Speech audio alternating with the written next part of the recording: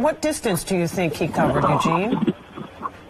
The distance? Yeah. Well, you figure it started. I don't know the exact blocks after North Moore Street. Gotcha. But several blocks.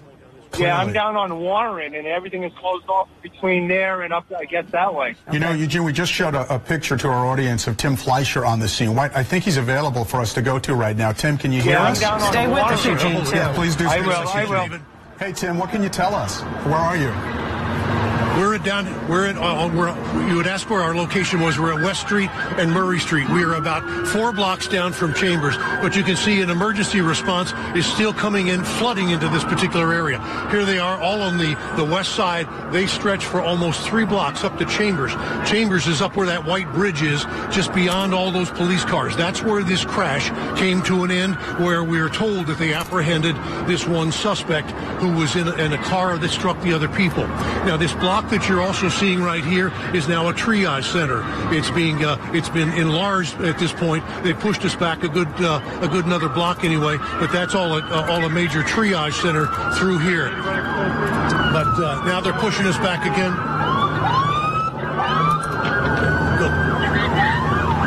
You can again see more of the police presence that's flooding into the area.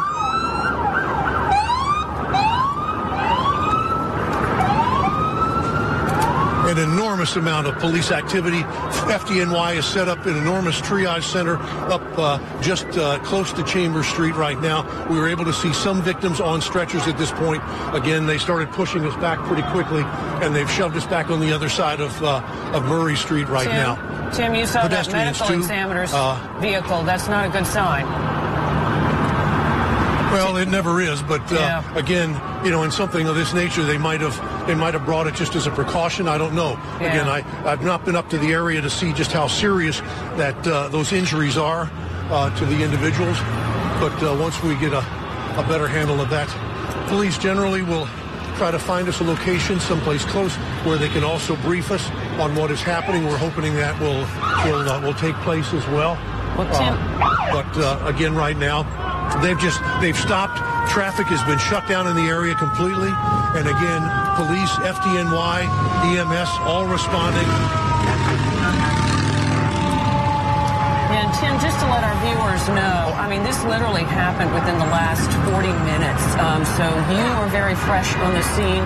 We are learning details literally moment by moment. We just got this picture just coming in from the NYPD, and I don't know if this is the pickup truck in question, but our eyewitness told us a white pickup truck was involved, was the one that was running people down on the bike path. And as you can see, this particular shot of this pickup truck has damage to it. It's one of those rental trucks that you get a Home Depot, and you can see all the damage to the front of it. If Eugene is still with us, or Tim, yes. Eugene, is this the truck? Can you see the picture that you saw? Yes, down? It is that white rental truck. It is the one there. So that's the one you saw, Eugene? Yes, that's the one. Okay, and it looks like there's damage to the front end there. You can see that as well? Yes, yeah. Okay, so this was... I saw it when I walked down after I saw the deceased bodies in the bike path. I walked down and saw that truck and the school bus. Eugene, on the left, is that Stuyvesant High School? Yes. That's the bridge, the crosswalk that gets you to Stuyvesant High School. Look how close that and that's is. what... Yeah. And that's what made me turn my attention that way. I heard all the kids screaming, and then all the gunshots went off.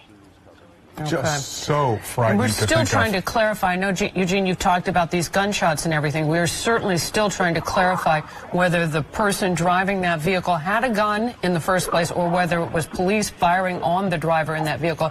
That's a question we still don't have answers to at this point, but certainly a big concern. We do know...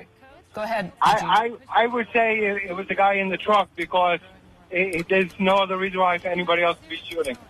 It had to be that guy in the truck. Okay. Eugene, stay I will. Stay with us. I got to get this information on. We do know right now that Mayor Bill de Blasio is headed to the scene. This incident in Lower Manhattan, the mayor should be there shortly. And I know, David, we want to go back to Tim, right? Yeah, we have Tim that he can talk to us as well and give us a little update. It looks like he might have an eyewitness. Tim, what do you have? Okay, David and Diana, Ramon Cruz was in the area at the time I heard you say. Tell me what you saw. Okay. What I saw was that the driver, he didn't look like he was bleeding or anything per se, but he did have a noticeable limp as he was getting out of his car. He did look like he was dragging his foot a little bit, and he was screaming in the street. He looked frustrated, panicked, confused. From there, a whole bunch of customers started running past me. A whole bunch of people came running past my way, yelling, "He's got a gun, he's got a gun." Did you see the gun? I did not see any gun. I did not see any blood. I did not see that there was anything of a gun on the driver of the white pickup truck who was injured. Maybe that was another person. But yeah, he looked pretty bad without, bleeding, without looking for bleeding or anything like that. Could you see any of the victims at that point? Did you see him hit anybody as he was coming down the bike? From what I saw at that moment, I didn't see him hit anybody. I didn't see him drive in. All I heard was the impact of a crash, and I turned around to see where that came from, and I saw the white pickup truck. And then you saw him stumble out, you say, and notice the limp. Did any police officers respond at that point to try to apprehend him? By the time I was getting myself to safety over at Rockefeller Park, I already heard the chopper doing its job. I spoke to an officer briefly in the air asking me if I was okay, and I told him, yeah, I'm fine, I'm just running. There was a huge accident and somebody's been screaming gun, and I assumed the cops the rest of their job from there. Ramon Cruz was in the area at the time. Thank you very much. Appreciate it very much. Thank you. If I can also show you real quick here. We can show you. See, this is the bike path right here along West Street. Now, it is separated from the main street portion of the area by this by a couple of tree-lined berms here. So this driver of this pickup truck had to, as other people have told us on the phone already, I've heard, would have deliberately tried to get onto the bike path at any number of different access points coming down West Street. So he clearly made a deliberate effort to try to get onto the bike path. He just couldn't just swerve into it like you see the bike path on a number of other streets that runs parallel with the lane of traffic. This is separated. So he had to make this deliberate effort to try to get here. And again, as Ramon had said, he didn't come across the guy until he had heard the crash, turned around, saw him then kind of stumble out of the truck. And at that point, everybody sounds like that they started to panic and they all started to run at this point. So that's what we've got for you at the latest at this point. Tim, we have an update. Let me give you what the city is telling us. City officials now believe at this point that it started as a dispute between two drivers with shots fired. Some people were shot, others were struck by one of the cars, and there is at least one dead person at the scene. So what this is looking like, Tim and Eugene, if you're still on the line with us, is this could be a possible case of road rage gone really, really bad. We do have one person who is deceased at the scene. So when we saw that medical examiner's vehicle, that's what the vehicle is headed to down there. And a dispute between two drivers, maybe that angry driver jumped onto the bike path out of rage. We do not know what they were arguing about, but clearly somebody had a gun, because we're hearing from more and more people that there was a gun at the scene and it was not a police officer's weapon. But it's very important to remind our audience that it's still very early in the investigation. These things often change as we get more information that come in. And when I emphasize that the original thoughts are that the city believed it started with a dispute, that could change. This is just what we have right now and what they're telling us, and we're passing it on. One suspect, though, we do know, is in custody, and they're telling us apparently shot by police. And we know that one person is deceased at the scene. And just very sad on a day which, a lot of people are festive, they're dressed up and walking the streets in costumes. And David, you were talking about this earlier. I mean, this is a fun day for New York City. And to now have Lower Manhattan taped up once again with that police tape going up that you see right there, it's just very sad to see. It really is. We've been lucky enough to have Eugene with us on the phone. He's an eyewitness to much of what happened here. And Eugene, I don't know if you heard what we're telling the audience right now when we're hitting from the city. that it's possibly started as a dispute between two drivers with shots fired, and some people were shot and others struck by one of the cars. Does any of that bring any clarity to your looking at what you saw? No, I don't see how it could be a road rage. The cars are flying down West Street. I was stuck at the light for a good 2 minutes, and there was no traffic, so you just saw the one vehicle. I can't say it was road rage. You just saw it just doesn't strike you that this was a case of road rage. No, you saw the one rented pickup truck that we just showed a picture of earlier, traveling by itself, mowing people down. Yes, on the bike path, yes. And he ran off the two people. Gotcha. No sense that that driver may have been trying to chase somebody else down, may have been using this as a shortcut to get in front of other cars. Sound like terrorist attack. I'm not sure what it is.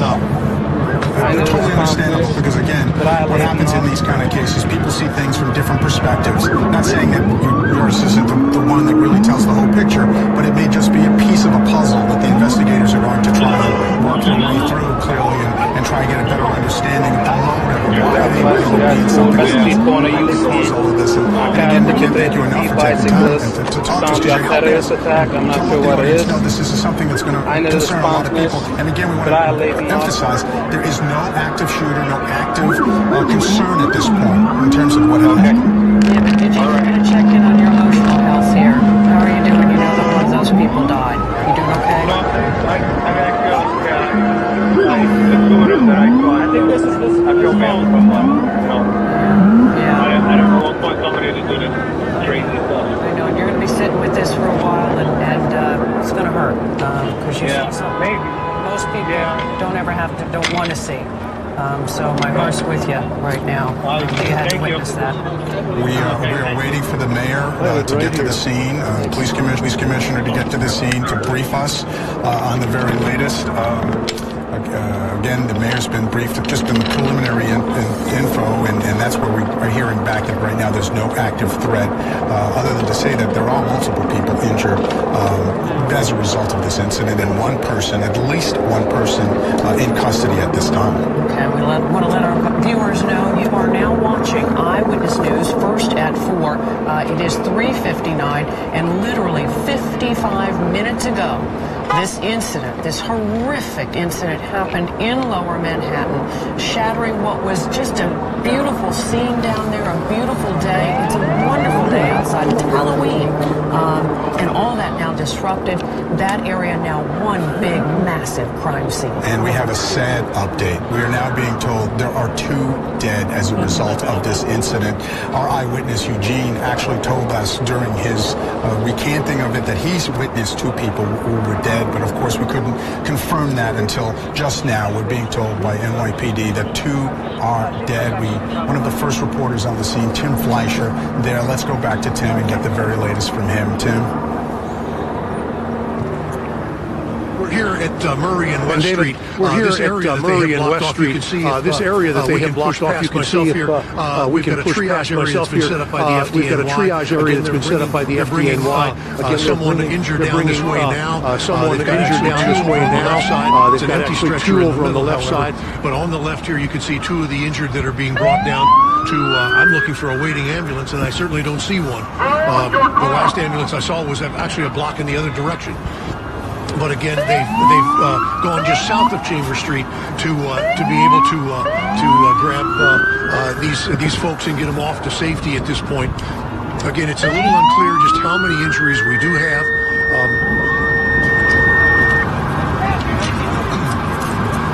We're going to try to get over here as well. All right, Tim. Tim, I'm wondering if those were some of the folks that were on that bus. That white vehicle, the truck hit a bus. And I'm just kind of wondering if those were some of the folks that were on that bus. It could have. Again, we've not been able to get close enough to see where they came from. They were just brought on the other side of a line of ambulances.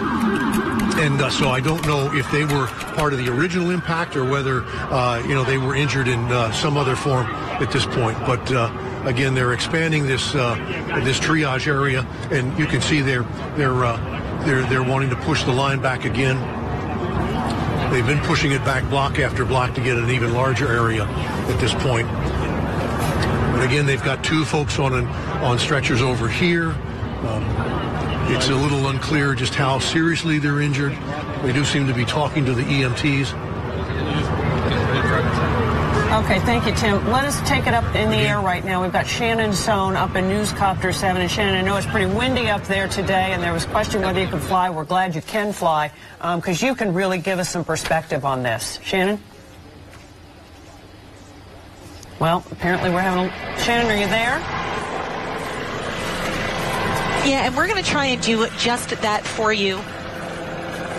Yeah, can you hear me? Yeah, yes, we can. Go ahead, Sam. Oh. Okay, excellent. Yeah, so we're going to try and give you some perspective on this. They are keeping us very, very far away from this. And I'm going to ask Captain Randy Empey to give me a right circle because we've got a little bit of exhaust in the picture, and we're going to show you the backside of the helicopter. You're going to see all sorts of things you don't want to see just so we can paint this picture for you.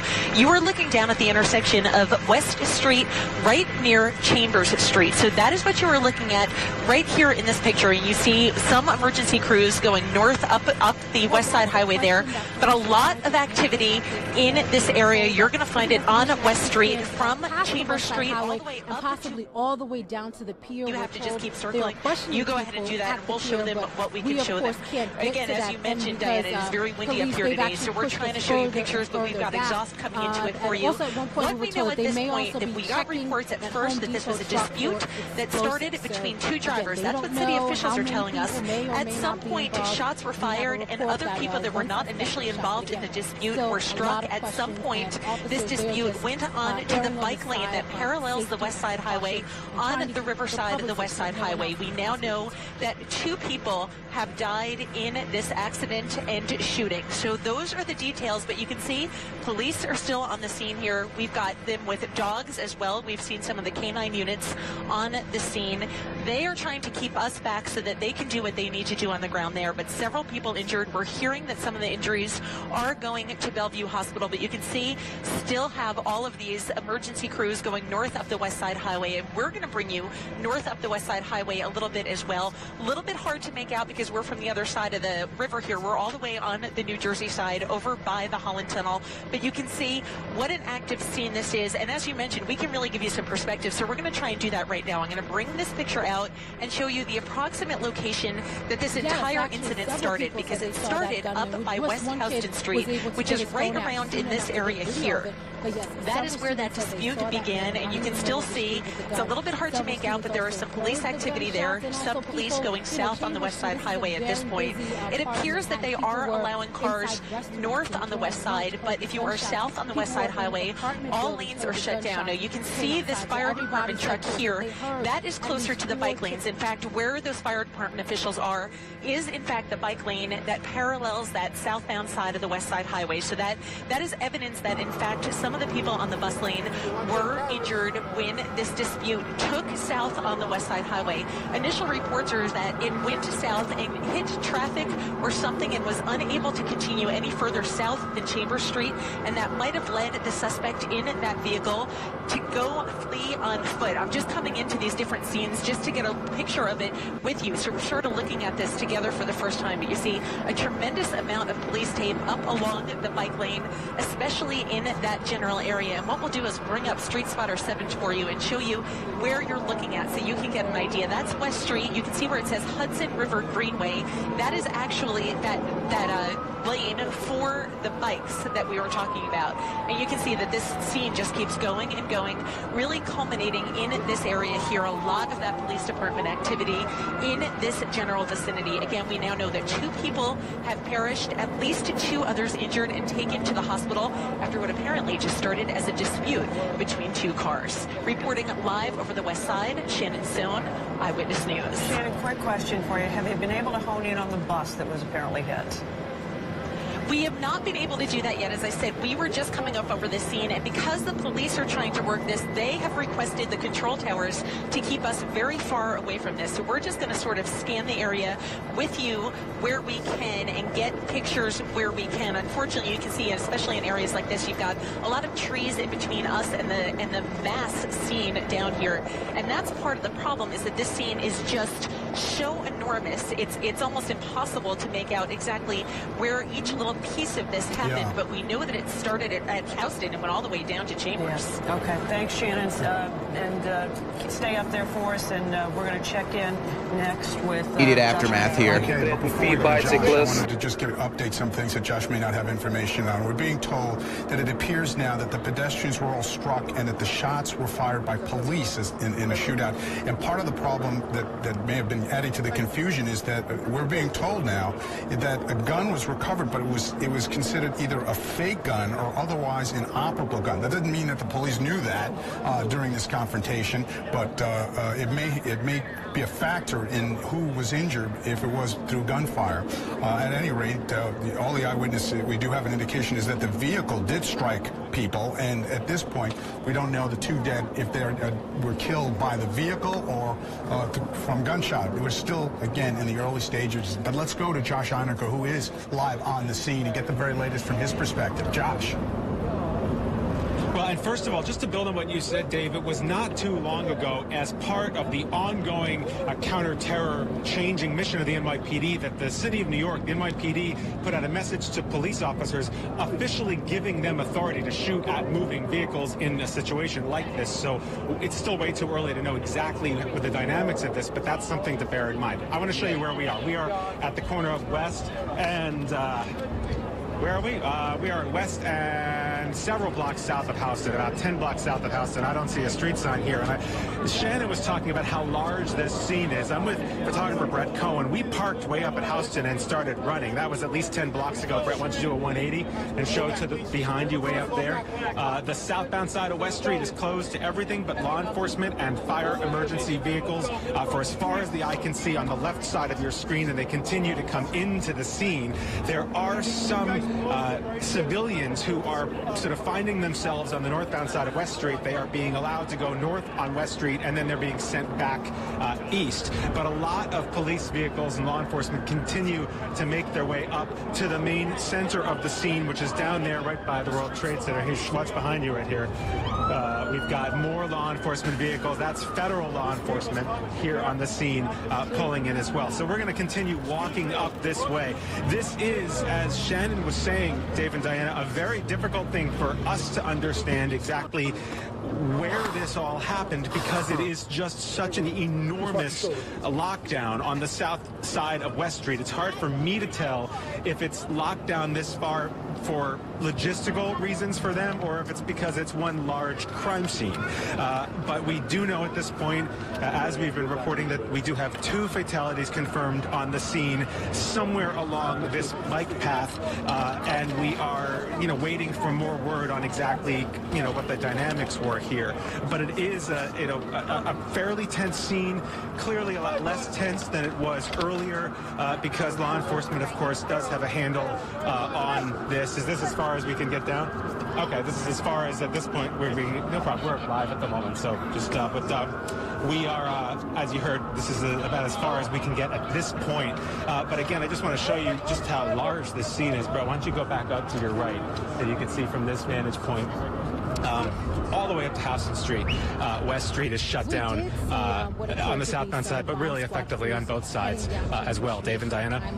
Josh, I want to clarify, too, for our viewers that, right now, the city is telling us there's no active threat. The location of this incident certainly is making all of us very nervous and anxious, but right now the city is telling us that there is no active threat against New York City at this point. We do know that Governor Cuomo is headed to the scene, as we told you earlier. Mayor Bill de Blasio is headed to the scene as well. I'm guessing maybe the governor was in town at his state offices in Midtown.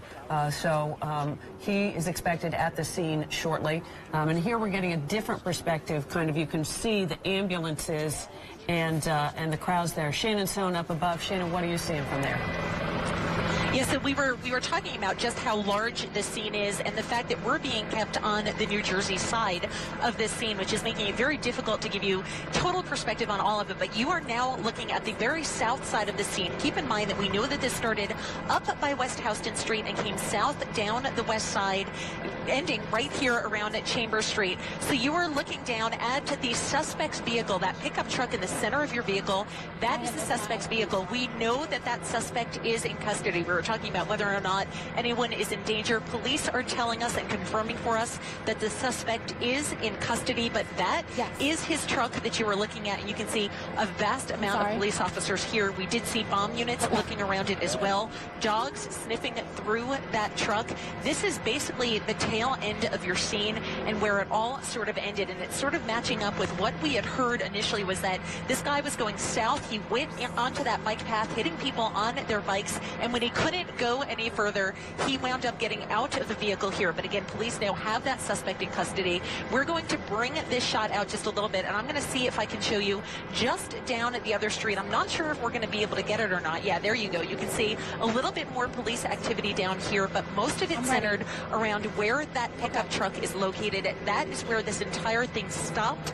That, what you're looking at right now, is the perimeter that was set up by the police officers. As Josh mentioned, they have completely shut down the southbound side of West Street. It is only being allowed for law enforcement officials as they continue to try to make heads or tails out of exactly what happened here. But this is going to be shut down for quite some time. As you see, they still have that vehicle on the scene. The doors still open. Presumably, the doors were open when that suspect tried to flee after mowing down so many people. The shots that were fired, all of it is starting to, paint a picture for us. But at least we know at this point that 2 people have been killed and that suspect is in custody. But this is going to be an ongoing thing for the rest of the afternoon. Diana, back to you. Oh, Thank you, Shannon. Now, it's important to note Governor Cuomo is heading to the scene in Lower Manhattan, as is the mayor, the police commissioner, and, of course, all the top brass from the NYPD. Lauren Glassberg is there at the scene, and we expect to hear from some of the authorities and what we know so far. Lauren, what can you tell us? David, we are on the corner of Chambers and Greenwich Street. I'm going to show you the scene right now. You can see fire trucks going by. About 30 seconds ago, we saw the mayor, Bill de Blasio, also walking west on Chambers. His car pulled up. He walked out with a number of authorities. They are walking west to the West Side Highway, where many more emergency vehicles are on the scene. I can tell you, I know this neighborhood well. I live in this neighborhood. The entire neighborhood is talking about what happened. We have a number of witness reports to seeing what happened and to hearing it. Many students who go to Stuyvesant and to the Manhattan Borough College over there are standing on the streets over here wondering what's happened. They heard the shots fired.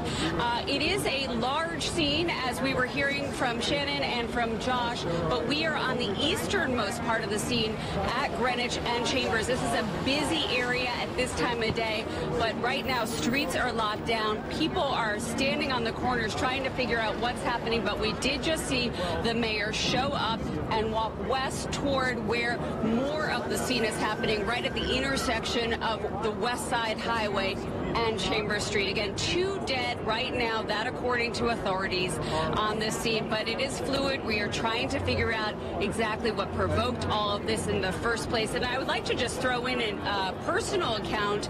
My son and nanny were a block away when the shots were fired. They didn't know where it came from, but they were on Warren and Greenwich, so right near it. They heard it, and they said masses of people just started running, and they ran with them to get to safety. Of course, people didn't know what it was. They just ran when they heard those shots fired. Back to you in the studio. Okay, understandable that was the reaction, Lauren, and glad that your son and nanny are okay and safe at this point. We do know at Stuyvesant High School right now, they are sheltering in place. So everybody in the high school just stay put.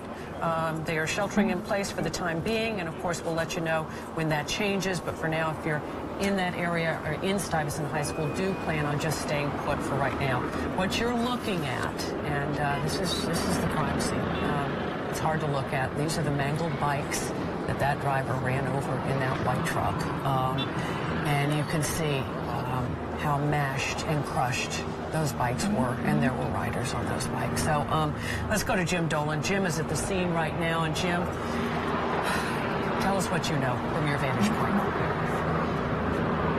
Well, Diana, you can see the carnage this car caused and left behind in his wake. You can see what happened to the bicycles. They are still dealing with this. We are at Houston and West Street, and what you're looking at is just south of Houston Street. If you go down another block or so, they are still dealing with the injured, still packing the injured into ambulances. And that is still going on here because there was so much happening at one time, but this is where it started, where these bikes were hit. This is where it started, and then it continued. As you've been saying all along, it's a massive crime scene. A lot of police here and a lot of fire department just trying to cordon off the area, make sure nobody gets down there right now. West Street is closed off, only emergency traffic on West Street. What you're looking at, of course, is the bike lane that's just west of West Street, and that is where this all started. It is horrifying to look at. You can imagine the panic that went through people as all this started and unfolded today. Again, police still investigating exactly what happened. It will take a while before they figure all that out, and they are still dealing with the wounded. This is still an ongoing situation, although they are reporting they have one man in custody. Diana?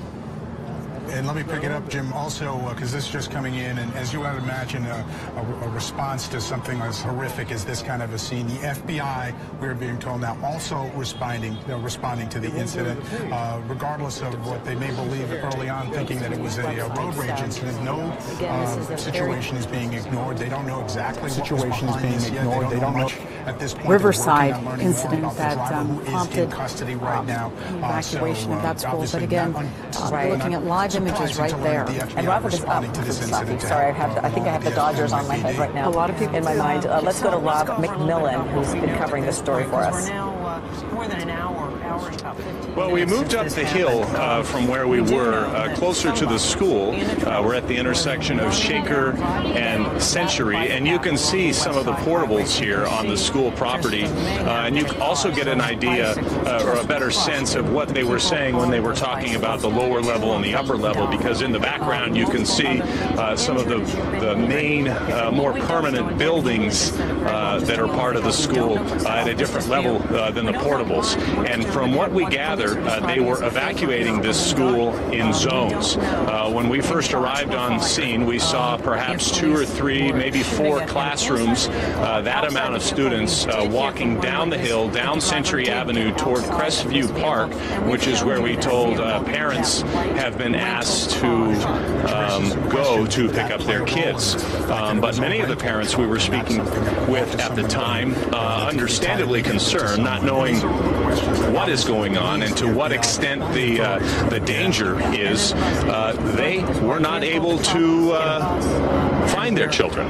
Many of them hadn't even spoken with their children, and so you get conflicting information. You hear on one hand that all of the students have evacuated and they're all safe, but they go down to the park and they can only find some of the students. Now, from what we gather, they were evacuating all of the students in different zones. So we have seen at least 2 waves of students evacuating since we were here, and this all started perhaps 45 minutes prior to that. So we don't know at this point whether all of the students have evacuated the school. From here we can see the school, and we don't see any more students evacuating. I cannot see the images that you are from the helicopter, so I don't know if you can see other students evacuating right now.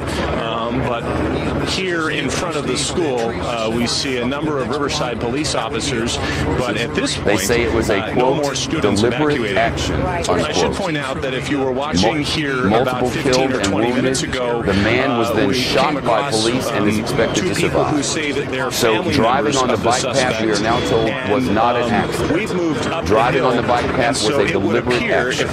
We're told at least 6 people are dead and 15 more are injured. We have a picture. We have shown you the picture of the Home Depot rental truck. It is not a Home Depot employee. This is a truck that was rented from Home Depot by a person, presumably to carry something somewhere, and instead, following what police describe as a dispute around Houston Street in Lower Manhattan and the West Side Highway, the vehicle got not on the highway, but on the bike path lane, and began to mow down pedestrians and bicyclists. And the latest reporting into Fox News Channel is 6 people are dead and 15 people are injured, and authorities say this was a deliberate act. This leads us to question whether this was someone who was badly deranged in some way, was on the influence of something, and made horrible decisions, or if this person was angry with someone and targeted someone who might have been on that bike path and then hit others, or if this could be a terrorist act. We have no reports of this being a terrorist act. We have nothing from police regarding terrorism or the mayor's office. The reporting of the police department and the mayor's office is that this incident is over, that there is no more danger to anyone, that this was a lone actor, that lone actor has been taken into custody after being at least shot at by police. Some reports indicate he was shot by police, but he is expected to survive under all circumstances. And now we're left to question, with police saying this was a deliberate act. Was this a deliberate act against the people, designed to terrorize and murder with some sort of organized group inspiration or training or otherwise? Or was this just some nut job or somebody? We don't know. It is too early to speculate. I'm telling you the possibilities, not what I think happened, for I do not know. The reporting is that the FBI is now assisting, joining the JTTF. The JTTF is the Joint Terrorism Task Force stationed in New York City, which works with the feds. The Joint Terrorism Task Force often investigates crime scenes as if they are terror attacks, trying to either rule that out or rule that in. I will remind you, there was what was described at the time as an attack in Times Square.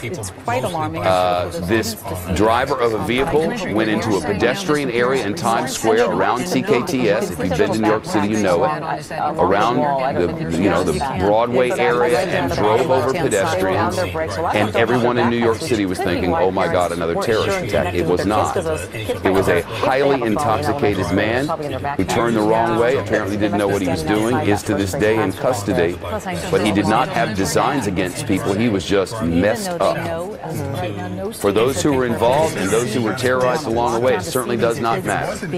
But when assessing whether we the people have become the target, generally speaking, of someone who was upset about something about the nation and generally wanted to terrorize.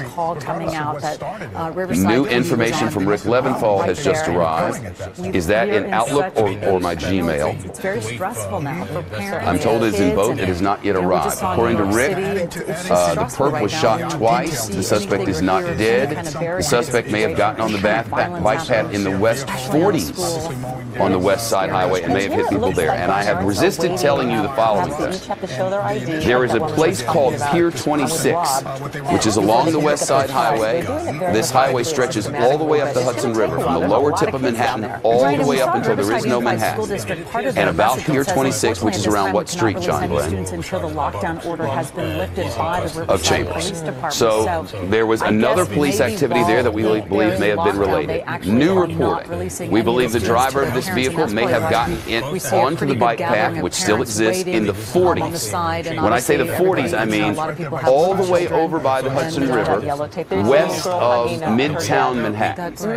Like, think of it this way. The area where Rockefeller Center is, where NBC News is, where Fox News is, I'm just monitoring Twitter right now. Update at 11:15, excuse me, 1:15 12:15 p.m. from Riverside Unified School District, all students have been accounted for and have been safely evacuated to Castleview Park. Again, this tweet just out from the Riverside Unified School District moments ago. All students have been accounted for and have been safely evacuated to Castleview Park. So very good news there. Hopefully, if parents are watching our station or monitoring Twitter, a big sigh of relief that all students have been accounted for and safely have evacuated. They now believe he got on up there too. And now the only concern is very far north being held in of the area we're talking about, miles north of where we're talking about. Lower Manhattan and Midtown Manhattan, miles apart. It sounds like he suffers from mental illness. More new information. The governor and the mayor are being briefed now by the NYPD. They're meeting at Stuyvesant High School, which is down near the scene. Fox 5, WNYW, what New Yorkers watch. This is a picture of that whole West Side Highway now. These are live pictures from WNYW. That's the area where we're talking about, Lower Manhattan. The overpasses there, they lead to the High Line, which is that walk-along path that's elevated that used to be a train track. That's now is a green path, and you can walk along. It's beautiful views of the Hudson River. Lots of community redevelopment in that area. This is a growing, up-and-coming area of the city. Rents are going way up. The cost of properties have gone way up. It's an extremely attractive place to live if you're one who likes downtown life, as you know, so many people I know do. Police say this is preliminary. Earlier, a vehicle entered the West Street pedestrian bike path a few blocks north of Chambers, struck multiple people on the path. Several fatalities, numerous people injured, continued southbound, striking another vehicle, because vehicles can cross this bike path. Sometimes bicyclists will have a red light, and vehicular traffic is allowed to go past it for any number of reasons. There are piers over there you can get to. There's a helipad you can get to. Down in Lower Manhattan, all kinds of things. So sometimes trucks cross, and the bikes have to stop. See there? Crossing right there. So he hit a vehicle as he was traveling south, which isn't that weird. Doesn't mean another vehicle was out of place. But he hit a vehicle and then continued southbound. The suspect exited the vehicle displaying imitation firearms. So NBC4 is describing it as like a paintball gun or a BB gun. ABC7 is describing it as a fake gun. All of this jives. And the NYPD says when he displayed the fake gun, NYPD officers shot him, disabled him. Rick Leventhal reports shot him twice in the leg. Authorities say he will survive, and he is in custody and being questioned. And now more distressing new news out of updates, New York. official from cops. We are hearing the latest just gave you that. Law enforcement source to our very good producers and Rick Leventhal. They now believe he may have entered the bike lane in the north in the 40s on the west side and exited and got back on Houston Street. And more injured, so Colleen. So he's traveling along the West Side Highway, west of Midtown, in the West 40s. At the New York. So you know 40s, 30s, 20s, teens, and then you get to named streets, and that's when you get down to where we are now, Houston. When you get below the numbers, that's when the names come in. It gets more difficult to figure out. The streets become strangely configured. But in the grid system that is New York City, in the 40s, he's miles north of all this. So they think he got off the West Side Highway, got on the bike path around somewhere in the 40s, then got back off the bike path, continued down the West Side Highway, which I guarantee you was crowded. That's the truck. Because it's 3 o'clock in the afternoon when all this was going on. There are barricades up in the village. There's a Halloween parade that's going to start in just a little while. Team is there as well. So many street closures and reroutes. People trying to get out of the city or get into the city for Halloween festivities, and it's a zoo, because it always is. And on a day like this, it's even a bigger zoo. So it wasn't easy for him to get down there. He didn't just shoot down the West Side Highway. You don't do that.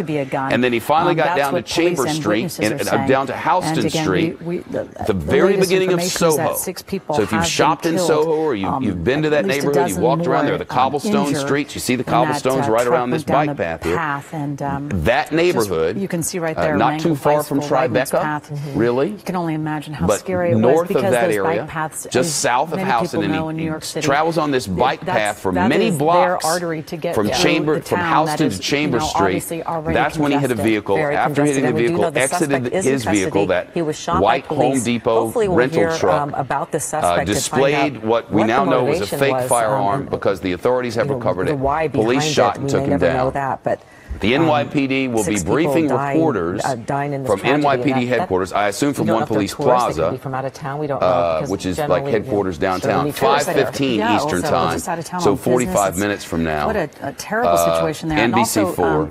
The assistant senior law man, enforcement official who was says riding, in an this Uber is a suspected along the West Side Highway near Chambers Street, said he terror. saw several bleeding people on the ground. So what does that after mean? A truck That means that this person's desire was to create terror on the streets of New York City. This is not to say that this was an ISIS vehicle. You're looking at that image of the truck an right ISIS there, follower. On the right-hand side. This is not to say that this person was sent here by ISIS or even inspired by ISIS. Very tense moments out there in New York City as police investigate. We do know, according to the reporting of our senior correspondent Rick Leventhal, who's spoken with NYPD sources, according to Rick Leventhal's reporting, he shouted when he exited the vehicle. Is that correct? And several pedestrians when he exited the vehicle, using this Allahu Akbar, and we saw the size of that which truck, means God is great in Arabic. Surprising that there are showed more his injured, what we now know is a fake weapon. Was shot by police and taken down after apparently murdering at least 6 people and injuring 15 others. Yeah, but we just keep reading, as and you God and have I are mercy here, on we New just York keep City. reading the newest alerts that are coming out Apparently of New York an act City. of terror and on the West Side again, Highway. The latest was on a a vehicle Halloween driving afternoon on that in bike New York path City and on a bike gunfire near path. the World Trade Center site. Where every New Yorker knows someone who's been on this bike very, path. Very sad to see this happen. This isn't some obscure pet place where nobody ever goes.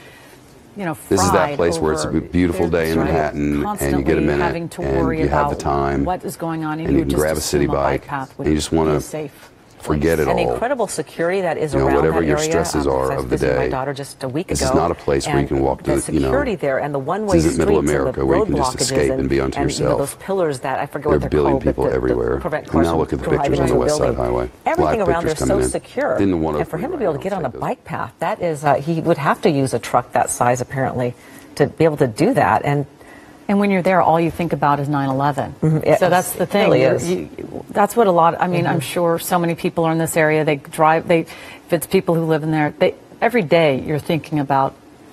Yes, it's a reminder of how terrible things can be, and it's just sad. Again, 6 people are now confirmed dead and dozens injured after that truck went through the area, and you can see. It's a major police presence there trying to figure out what caused this person, what set this person off. And again, on the left-hand side of your screen, you're seeing, it looks like some parents, Ellen, are possibly reuniting a little bit with their kids right there. Sure does. And you see them just giving gentle little pats on the back of comfort because it's very stressful out there. Let's go back out to Eyewitness News, Inland Empire Bureau Chief Rob McMillan, who's live on the scene with more details on this. Rob? Just a very frightening situation for parents whenever they get word that their child's school is on lockdown with someone barricaded inside a classroom. But some good news came just about 5, 6, 7 minutes ago that all of the students from Crestview Elementary have evacuated, are safe and accounted for. Now let's show you what we can see here on the ground. PD continues to get a handle on this and starts to answer the questions that we all have now. Who was this person? What was happening? Why did this happen? And of course, those answers aren't necessarily going to come in 45 minutes, but at least we'll get the first of them when we hear from the NYPD at 5:15 this afternoon. Dave, Diana? Josh, thanks. They're working with a huge crime scene right here. Let's recap again for the audience. This happened around 3:05, and we're being told right now at least 16 dead, at least 15... 6 dead, I'm sorry. At least 6 dead, 15 injured on the West Side Highway after eyewitnesses say a driver plowed down people in a bike lane, the driver in a white rental pickup truck. This stretching from West Houston to Chambers Street. It eventually crashed into some vehicle in front of Stuyvesant High School, which the last report we had is still on lockdown right now. Police responded. Shots were fired. Police eyewitnesses say they were ducking, not sure of what they were dealing with.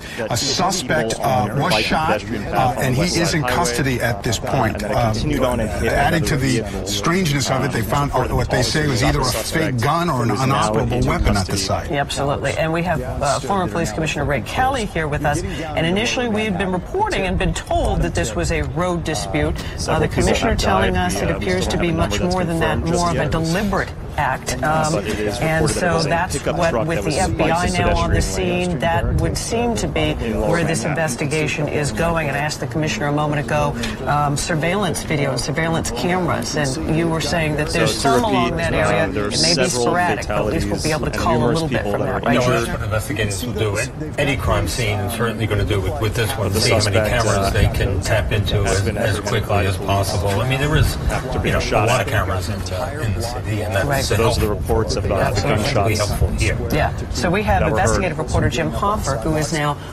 at the scene as well. And Jim, tell us where you are and what you're learning from your vantage point. What's happened in Germany. Okay. Well, we had a little bit of a problem there. Let's see if Jim... Well, no, it does not appear that we have Jim right now, but we're going to get back to Jim as soon as we can. That picture there is really... It breaks your heart. It breaks your heart to see that, because we still haven't gotten word on who these victims are at this point. We know a lot injured, at least 15, and as I said before, 6 dead. We'll learn more about the victims as time comes on into the story. But I think we've reestablished with Jim Hoffer back at the scene. Let's try again. Jim, can you hear us? Yes, can you hear me? Yes. Can you hear me? Absolutely. Go ahead, Jim. Okay. So we're on, Brian. So if you want to steady up here, we are on Chambers Street, and a different location than where Josh was. But, it is really starting to make more sense here that road rage is not likely to be involved here, because you have to ask yourself, just logically, road rage, what would put this driver on a crowded bike path if he was mad at someone in an automobile? So that just doesn't seem to be adding up. Also, we now we're hearing, that the death count, the injury count is really starting to move upwards. Also, that's not surprising, because we think about the many blocks that this played out on this afternoon. It was around 3 o'clock, 5 minutes after 3 o'clock, and I use this bike path and this jogging path a lot, at least 2-3 times a week. It is fantastic. It's one of the most crowded, tourist-driven areas in the city, and at 3 o'clock in the afternoon, this bike path would have been packed with bicyclists, packed with joggers, packed with families walking up and down this path. So I am not surprised that, in fact, if this car entered onto this bike path up near Houston and West, entered there, and then went the whole way down to Chambers, we counted it. That is about 10 blocks. So if this car, even for a portion of that, was on that crowded bike path at 3:10 in the afternoon, believe me, there would be many injuries, and that's what it looks like. Even quite a few fatalities now that we're learning. The other thing that we noticed is that the truck, we seem to be hearing that it's a pickup truck. So it's not sort of your typical pickup truck like a Ford F-150. This seems more like a flatbed, and it appears as though it's a rental truck of some sort, something that you would haul appliances with or haul heavy equipment on. So this is a larger truck than what you would think of as a typical pickup truck. We noticed that it also had a rental sign, something like $19.50 a day. So the question is, why was he up on that bike path, if not because he wanted to really injure and harm people and use his car as a weapon? Jim, as you were talking, I know it was hard to see the video that we have, but we were showing it's clearly a Home Depot rental truck that you can get, and as you pointed out very nicely, there it is again, used for hauling, various kind of items that would not be put in a regular car. Right, but those trucks are big and they are heavy. Because they're used to haul goods, as you said, David. So that's a big, heavy vehicle going down that, ramming into people along that bike path. I want to let people know, too, I've been getting text messages from folks saying we're safe, we're safe. If you are down in that area and you haven't reached out to loved ones, let them know you're safe. Because it's just reassuring. I think this is very alarming and scary for a lot of people. So if you haven't reached out to family and friends to let them know you're okay, if you work down in that area or you just were in that area, do so, because it'll certainly make folks feel better. And it's important also to remind everyone, we've mentioned this before, but it's not being treated any longer as an active shooter or an active danger. They are now into the investigation stage of this at this point. Although the last report we had was that Stuyvesant is remaining on lockdown. although that may have changed within the last couple of minutes, but as out of abundance of caution at this point. Absolutely. We have Jim Dolan. Let's go back to him right now. It's a sad scene. Jim, with his camera right by the scene where those bicycles were knocked over. Jim? Dave, we thought we'd give you an idea of exactly how this unfolded today. West Street is closed now, but that Home Depot van was driving down West Street right here at Houston. It left West Street and veered right over into that bike lane. This is a very active, busy bike lane down there. A lot of people walking, a lot of people on bikes. You can see down there the bicycles that were just mowed down by this driver. The driver was going in the direction of Stuyvesant High School, which was nearly getting out of school at that time, so there could have been children from the school on that bike path at that hour. Again, the school is still on lockdown, and he just kept going. 4 blocks he kept driving, and people were able to get out of the way, but a lot of people injured, and of course, as we know, at least 6 people dead. But it seems so unlikely that this would have been an accident in any way, because he had to get off of the main road and then move onto that bike lane. That, of course, is part of the police investigation. That's what prosecutors will try to put together over the next weeks and months. But it seems so unlikely that this could have been anything but intentional. You can see police there leaving the scene. Those people were all securing the scene this afternoon. They're still here. They'll be here for hours. But that is how this thing unfolded this afternoon. Guys, back to you.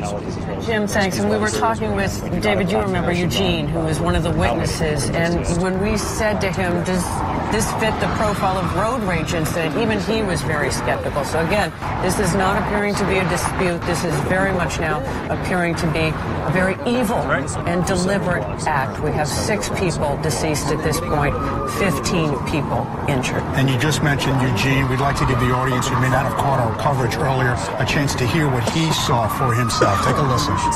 I hear a crazy noise coming from behind me because I'm waiting at the light to cross the street, and the light, this light why is it taking so long to change? All the cars are flying by, there's no traffic, it's 3 o'clock in the afternoon, and I hear all the noise, and when I go back and I look, I see, a truck a few more blocks down going down the bike path, and for some reason I went that way, and when I went that way, I seen a couple of bodies laying right there in the bike path, and when I was looking, seeing if there's anybody else, I heard gunshots. And there was about 9 or 10 gunshots going off, and I seen cops ducking down. A lot of police came running towards the way up where I was. They didn't know what was going on. They were confused just as much as I'm pretty sure that everybody else was. It wasn't not a good sign. How many bodies would you say you saw? I saw 2, and they weren't here no more. They were deceased. Men, women, children? Two gentlemen run over by the pickup truck. So they thought it through. And sadly, that number now, dead, we're being told, is up to 7 dead and at least 15 injured. And of course, we'll continue to follow the latest as that scene starts to unfold for us. We're joined by former Police Commissioner Ray Kelly. I'm wondering, because we heard Jim talking about the mindset of this driver, this terrorist. The idea that he went down that bike path, it was crowded with people with bikes.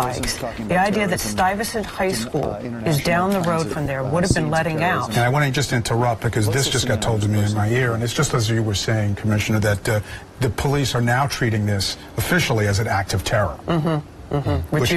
Which plays into the idea of why the FBI might be involved at this point. And, had been suspicious. And Eugene was the one also that told us early on when we were hearing that possibly it was a dispute. Eugene was telling us, that eyewitness who just saw, that this guy was driving intentionally over people, that the guy knew what he was doing. So, given that you have that big high school down there, I mean, give us an idea of when a person commits a terror act like this, was he out to get as many people as possible, you think? Sure. That's the reasonable assumption. You want to kill as many people as possible. We saw that in Nice. We saw it in Barcelona.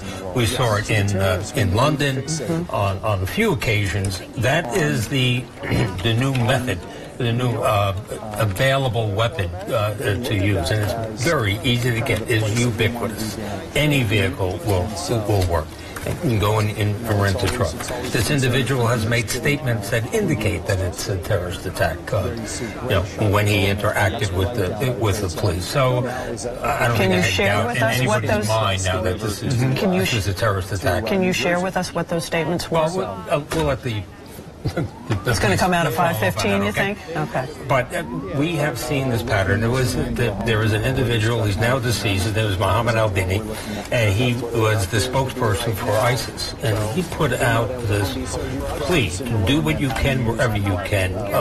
Throw them off of high buildings, run them down with a car, stab them, whatever you can do, and wherever you are. So we see the manifestation of this. We see it in other places in the world. And, it's not a surprise that we see it here in what many people consider to be the world capital. Right. But I think the mindset of all of us has been, it won't happen here. It can't happen here. We don't want it to happen here. It's true. We don't want it to happen anywhere. And it's just sad to see that it has. We had 2 major terrorist attacks here, starting in 1993. We've had many plots against the city that have been thankfully thwarted. We had a bomb go off last September on 23rd Street in Manhattan. Sadly, too often. So in a case like this, you're going to be looking back as well to see, did we miss something? Could we have caught this guy sooner, right?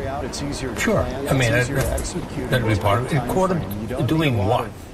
I mean, let's say he was on the internet. But it was a different. What do you do? It was an eerie scream. There was one female that I saw near the body. She must have seen it actually happen. Assuming that specific kept screaming. It's very manpower intensive. It just doesn't work. Bring the audience up to speed. What kind of resources the NYPD you don't expect to see that. You know, you're coming out of work. Like this, especially try to help the people, or you can there was no helping. Well, paramedic came running over. I showed him the body. I said there's book bags and other personal belongings down the path. I couldn't see around the bin. Maybe there was more people. He went running that way, but then he came running back. Is it about like North Moore Street? From North Moore Street, up to North Moore, down to Chambers. Franklin. Yeah, in between. How fast is communication been with you with resources from the FBI or CIA getting these questions answered? Pretty fast these days because, we have so much technology, and I think the contacts that the NYPD have are very good. Generally, is this a known person when an act like this happens? I'm sorry? Is it generally this is a known person when something like this happens? Was it a known person in Barcelona? Or necessarily. No, Barcelona, in retrospect, they may have generally known something about this, but that doesn't mean somebody's going to do such a horrendous act like this. So it's really difficult. Now, this is a classic lone wolf situation, and identifying them and following them these days is no easy task. You kind of think they're going to communicate with other people. Well, have they gotten more sophisticated about that? They're using encryption. They're using modern day technology. Again, we don't know specifically about what this individual has, but that's generally the environment that the police and the federal investigators have to work in. It doesn't take much. So many lives already impacted by this one incident. As we said, the latest number we're having is 7 dead, at least 15 injured. Let's go back out into the field right now. We got Tim Fleischer there on the scene. Tim, can you hear us? Can you give us an update? I'm trying to monitor questions. I can, David. In fact, remember we were telling you that there were 2 people on stretchers over here a short while ago. Finally, we were seeing 3 ambulances that just pulled up here, and one of the 2 injured was put into the second ambulance a minute ago. Presumably, they were pedestrians on this bike path as well, or someplace close to the end of this crash. They were not seriously injured. We could see that because the one man was responding to EMS workers at the time. The other person on the stretcher, I have also seen them talking as well. So clearly not seriously injured as a result. Again, most crowd of people. I'm also getting confirmation of at least 6 people dead right now. I think it's too early to eliminate any possibility of what this may be. I'm kind of taken back that the mayor is saying and the NYPD is saying it's not terrorism and this was a truck dispute. This has all the makings of terrorism. It's very early on. The FBI is at the scene, and I think we need to really do we saw the governor, we saw the mayor. Now heading to a news conference which will take place at One Police Plaza at about 5:15. We've all been telling you that. Certainly we'll bring that to you live and get the latest information from them. Again, they were briefed here right on the now, situation. there's so much taking place that we need to start to digest all this information and learn who this individual is and look into his background to see where this is really going. We're getting some more ambulances down here. Thank you very, very much, my friend. I want to go to Rick Leventhal, who might have an update for us right now. Rick, what are you hearing? Well, just more confirmation from the NYPD and law enforcement on the scene that they are treating this preliminarily as a possible, if not likely, terror attack, Neil. I'm getting confirmation from multiple law enforcement sources that this person in this truck drove onto the bike lanes near Houston Street in the West Side Highway, traveled at least 8 blocks south, hit many people. There are now at least 6 dead and more than a dozen injured after this vehicle attack. The suspect, as we've been reporting, then apparently hit a school bus, got out of the school bus, and law enforcement sources tell me they heard him, witnesses heard him yell Allah Akbar, waving what appeared to be 2 guns in his hands as he ran into the street. He may have fired rounds from those weapons, which turned out to be apparently a paintball gun and a BB gun, according to my law enforcement sources. Police on the scene, seeing him with weapons in his hands, shot him twice.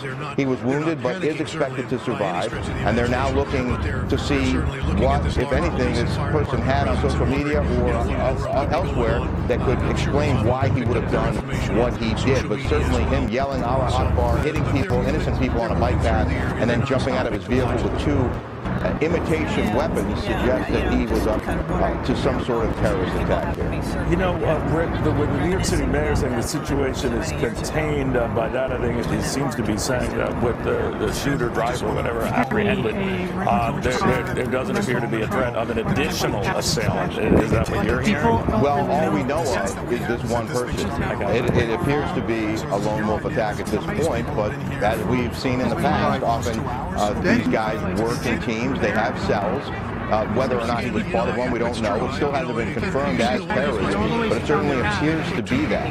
And if he was working with other people, if there are other people who might be involved, then there's sufficient concern that on this very busy day and busy night ahead in New York City, that there would be concerns about what might be ahead.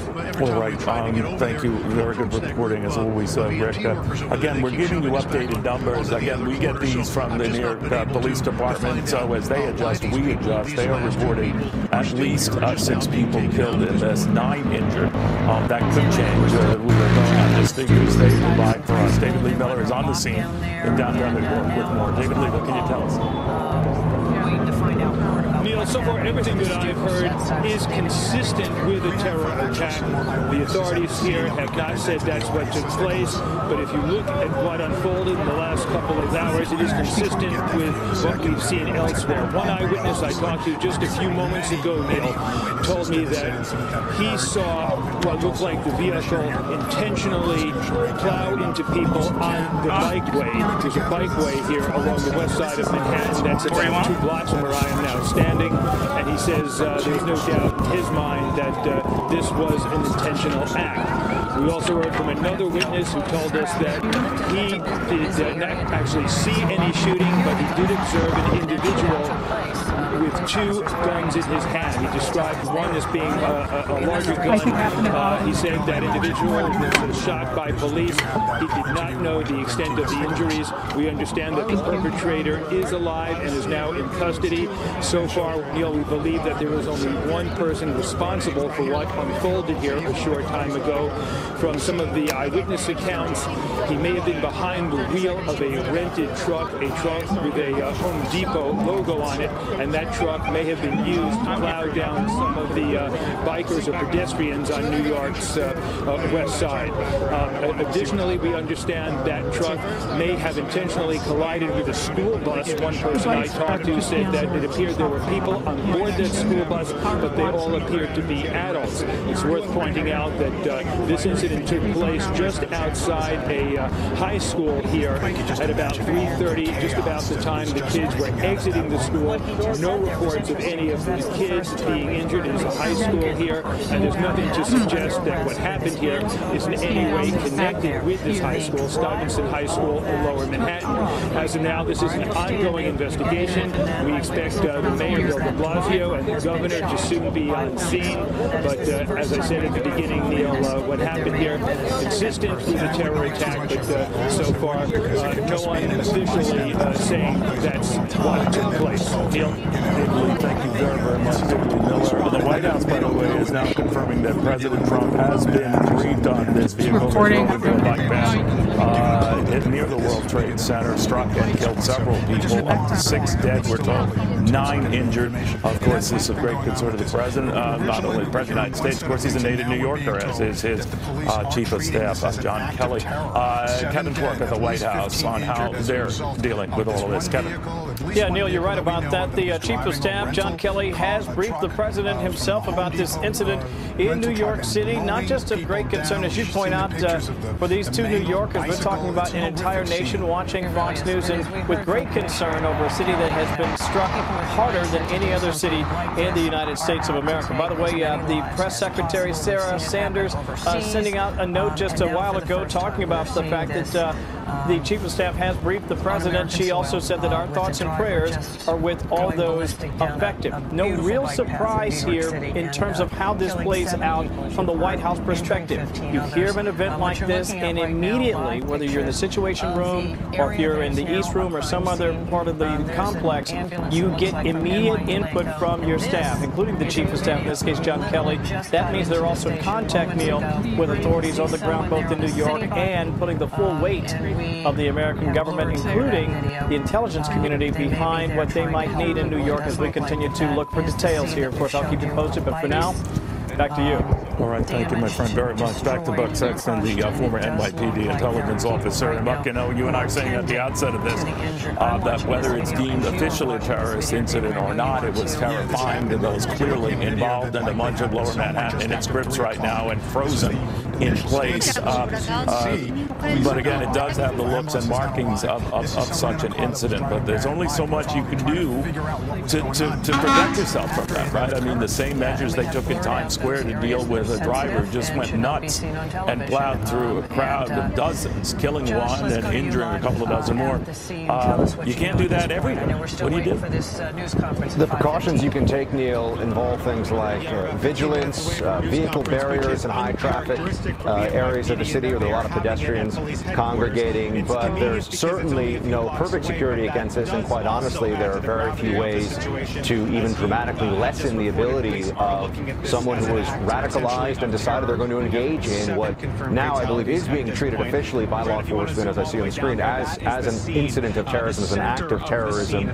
So that the countermeasures for a vehicle attack, and we've seen this in Europe as well, the countermeasures are limited, and then it becomes an issue of making sure that you find, were there other individuals in this cell? Was there a cell, rather? Were there other individuals who were trying to help conduct this attack? Was there a cluster? Were there people who were involved in a more secondary fashion but could have alerted law enforcement? And then because of the congregation that is going to occur tonight with the Halloween parade in New York City, there's obviously very heavy concern among law enforcement. If that is still on, we don't know if that still is. Yes. Buck, thank you very, very much, Buck Sexton. I want to go to Charlie Gasparino, of course. There was an exodus from the Wall Street community not that far away.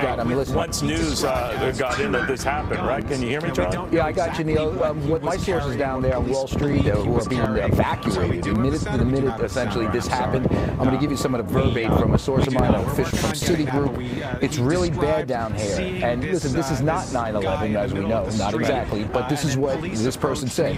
It's 9/11 style down here. Apparently, there's a heavy police presence. Cops are all over the place. The entire place is being evacuated like it was during 9/11. At least that's the response I'm getting from people on the ground. And it's what she called it bedlam. Tons of traffic, ambulances, sirens, choppers. And what she said, it's 9/11 mode down here. So what happened was when this thing first happened, and let me tell you something, Neil, someone that covered 9/11, it's fresh in people's mind, and the evacuation started almost immediately when it came out that there was a possible terrorist attack. All right, thank you very much, my friend. I didn't mean to dump on you here. We're waiting out, by the way, for New York City Police Department presser on this. What we can tell you right now is 6 known deaths, 9 injured in what appears, and I stress appears, to be a terrorist incident. And a lot of that gleaned from the fact that the driver involved who jumped this bike path was screaming after getting out of his vehicle. He rented his vehicle, Home Depot truck, out of the Manhattan area. We don't know where that was, whether it was New Jersey or out of the direct Manhattan area, to launch this planned attack. Shep is next. It's 5 o'clock on the East Coast, 2 o'clock on the West Coast. I'm Shepard Smith in New York on Fox television stations across the country and on the Fox News channel on satellite and cable, where the 5 is being preempted today because we believe there's been a terror attack in New York City. It began at 3 o'clock Eastern Daylight Time just about 2 hours ago. We believe that it began somewhere around Houston Street and West Street, which is the west side of Manhattan, the beginning, the northern entrance of the Soho neighborhood, on a very busy, chilly afternoon in New York City, but the sun's shining bright, the wind's blowing hard enough to where news helicopters are not up. But a man is believed to have entered next to the West Side Highway, which is a multiple lanes in both direction major thoroughfare, which takes people into the city and out to New Jersey. At sometimes 3 lanes in each direction, sometimes 4 lanes north and 4 lanes south. And next to that is a very popular, well-known, long-established bike path. It is not a path, it's a concrete street, but only for bikes. It's separated by a median between the West Side Highway and this bike path. There's a median in the middle with trees sometimes just a curb, but always a separation. And this is that bike path. To the right is the highway, to the left is the west side, is the bike path, and we're looking north now. That bike path, a truck got into that bike path and began mowing down pedestrians and bicyclists. It now pans around. Now we're looking southbound. That's the bike path on your right, the Hudson River to the right of that, New Jersey over there, and these are all victims. At latest report from the authorities, this white truck, this Home Depot rental truck, not one driven by a Home Depot employee, not at all, but one rented from a local Home Depot or one somewhere. You see the $19 for rent sign on the side. A man was in that truck. The initial reporting from the authorities was that there was a dispute between this truck driver and the driver of some other vehicle believed to be a truck. We now believe that instead, according to authorities, this vehicle's driver intentionally drove in the bike lane and began proceeding southbound from Houston Street, headed toward Chambers, which is very near the World Trade Center site, just by happenstance and just by way of information. Along the way, hit multiple people. 6 people confirmed dead, 9 people confirmed injured. Our David Lee Miller, senior correspondent for the Fox News Channel, is live on scene now with new video of all this that he has from a cellular phone. David Lee, tell us and show us what you have. That's right, Neil. A few moments ago, panic and chaos on the streets here of Manhattan. Some of it recorded by a young man who attended college here just a block from where this incident unfolded. We still have it on our phone. I'm going to let you see the video as we saw it ourselves a few moments ago for the very first time. This, he said, was the man who had with him 2 guns. In any way that they can. I'm sure we're going to hear stories of people helping other people in this kind of situation, but they were doing clearly the best they could at that moment. And Shepard? Home Depot saying it is indeed the rental truck. And that's the video. It lasts about 30 seconds, Shepard.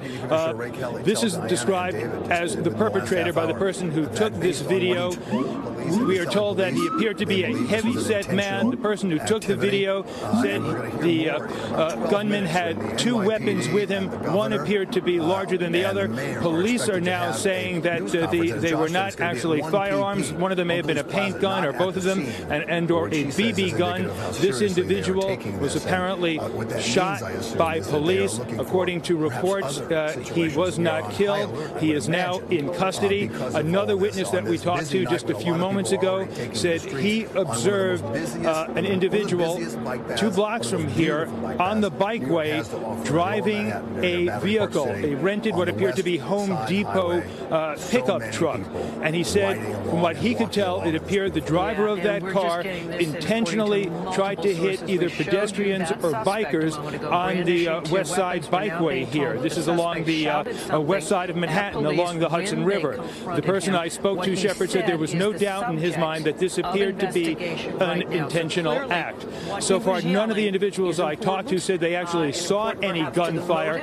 That consistent being with the fact that police are now saying the 2 guns the individual had may have been a BB gun and a paint gun, but as many as 10 shots were heard. It's very possible, if you connect the dots, those shots heard may have come from police. But right now, this is still an active investigation.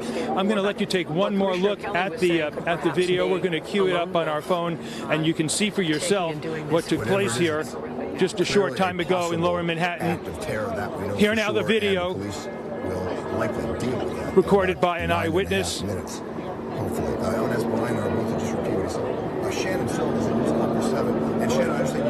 This might give you a better perspective. Yeah, they have us on the New Jersey side. Now, keep in mind, there's police here, there's FBI here. The last thing they want. And a few seconds after this recording stops, we understand that this individual was on the ground, apprehended by police. We expect to learn a great deal more, Shepard. Arriving on scene very soon, we are told, will be the governor as well as the mayor for the city of New York. But right now, authorities still trying to piece together what happened here. But as you said at the start of your show, this does appear to be an act of terror. Everything that the witnesses observed is consistent with an act of terror. None of the authorities going on record on camera here at this time saying that, but it certainly looks like this was a terroristic act. There are now a number of published reports that say the gunman did shout Allah Akbar. None of the witnesses that I talked to said they heard him say anything, but another report says he resembled someone of Middle Eastern descent. Again, we expect to learn more in just the next few minutes. Shepard? David Lee, that video is crucial for us. If you could hold that phone up yet again, up and down in not the landscape view, but the other view, so that it's full screen, and tilt it forward just a little bit to remove the glare, I think we can get a much better shot of it.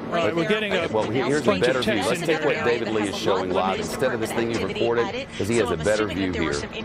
And there we go. Do you have?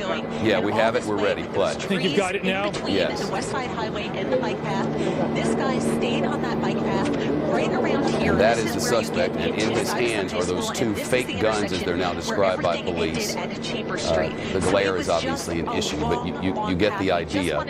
We'll be feeding this in a more proper way at some point. But it was after that video, David Lee, thanks so much. After that video was taken, that's when police engaged the suspect. He had what was now described to us as those 2 fake vehicles. Police, from the early reporting, is they shot him, 2 different officers fired, shot him in the leg. He's at the hospital. Again, here's the location of where the carnage happened. That's the bike path on the left there, the highway on the right, and then they'll pan all the way around, and we'll be looking southbound. So the Hudson River to your right, West Side Highway to your left. We're right about between Chambers and Houston Street in the area below Houston, which is called Soho in New York City, and that's where all these victims were. Again, according to the authorities, that man killed 6 people, officially injured 9 people, and we're waiting for a news conference to begin at One Police Plaza, the location of the headquarters of the New York City Police Department. Our senior correspondent Eric Shawn on scene there, and we'll join him in just a little while. But the early reporting of the details of this came to us from our senior correspondent Rick Leventhal, who's with us yet again. Rick, an update for you and a look back. Well, Shepard, the video of the aftermath supports everything that we've been been hearing about what happened down there, which is a scene of carnage as this truck apparently went 8 blocks south along the bike lanes, hitting pedestrians and people on bicycles, killing at least 6 and injuring at least 9. Law enforcement sources, some of them local law enforcement, members of the Joint Terrorism Task Force, which works with the FBI, tell me that the JTTF has determined that this truck was rented from a Home Depot in Jersey City, and that members of the JTTF are there now looking at surveillance footage, trying to figure out who this person was, if he was with anyone at the time that he rented that truck, who might have been with him, who might have been connected to this individual. They are fast-tracking this now to try and make sure that there's no one else and no other threats lingering. But they have told me, law enforcement sources, that this individual drove 8 blocks south on the bike lanes, was stopped when he hit a bus, a school bus, got out, as you saw from that footage, apparently with 2 weapons in his hands. One, I was told, was a BB gun. The other was a paintball gun. And officers shot him twice. He is expected to survive, and they are now, again, trying to figure out exactly who he was, why he was there, and what he did, sources telling us that he may have been carrying a Florida ID, and again, probably likely rented that Home Depot truck from a Home Depot in Jersey City, New Jersey, Shepard. Okay, Rick Leventhal, thanks for that. And continue watching this video or whatever video is coming in. I want to tell our viewers, translate for those who aren't here. If you look at Manhattan, on the west side of Manhattan is the Hudson River, and then you get to New Jersey, right? In the 30s, 40s, there's the Lincoln Tunnel with a couple of lanes in and out. If you go to the lower end of Manhattan around Canal Street, in the area where this happened, there's the Holland Tunnel. If you get in the Holland Tunnel on the New York City side and you go under the Hudson River, when you come out on the other side, you're in Jersey City, New Jersey. It is the first thing when you get out of lower Manhattan and go across. It's the first thing you hit. There's nothing before it but the river.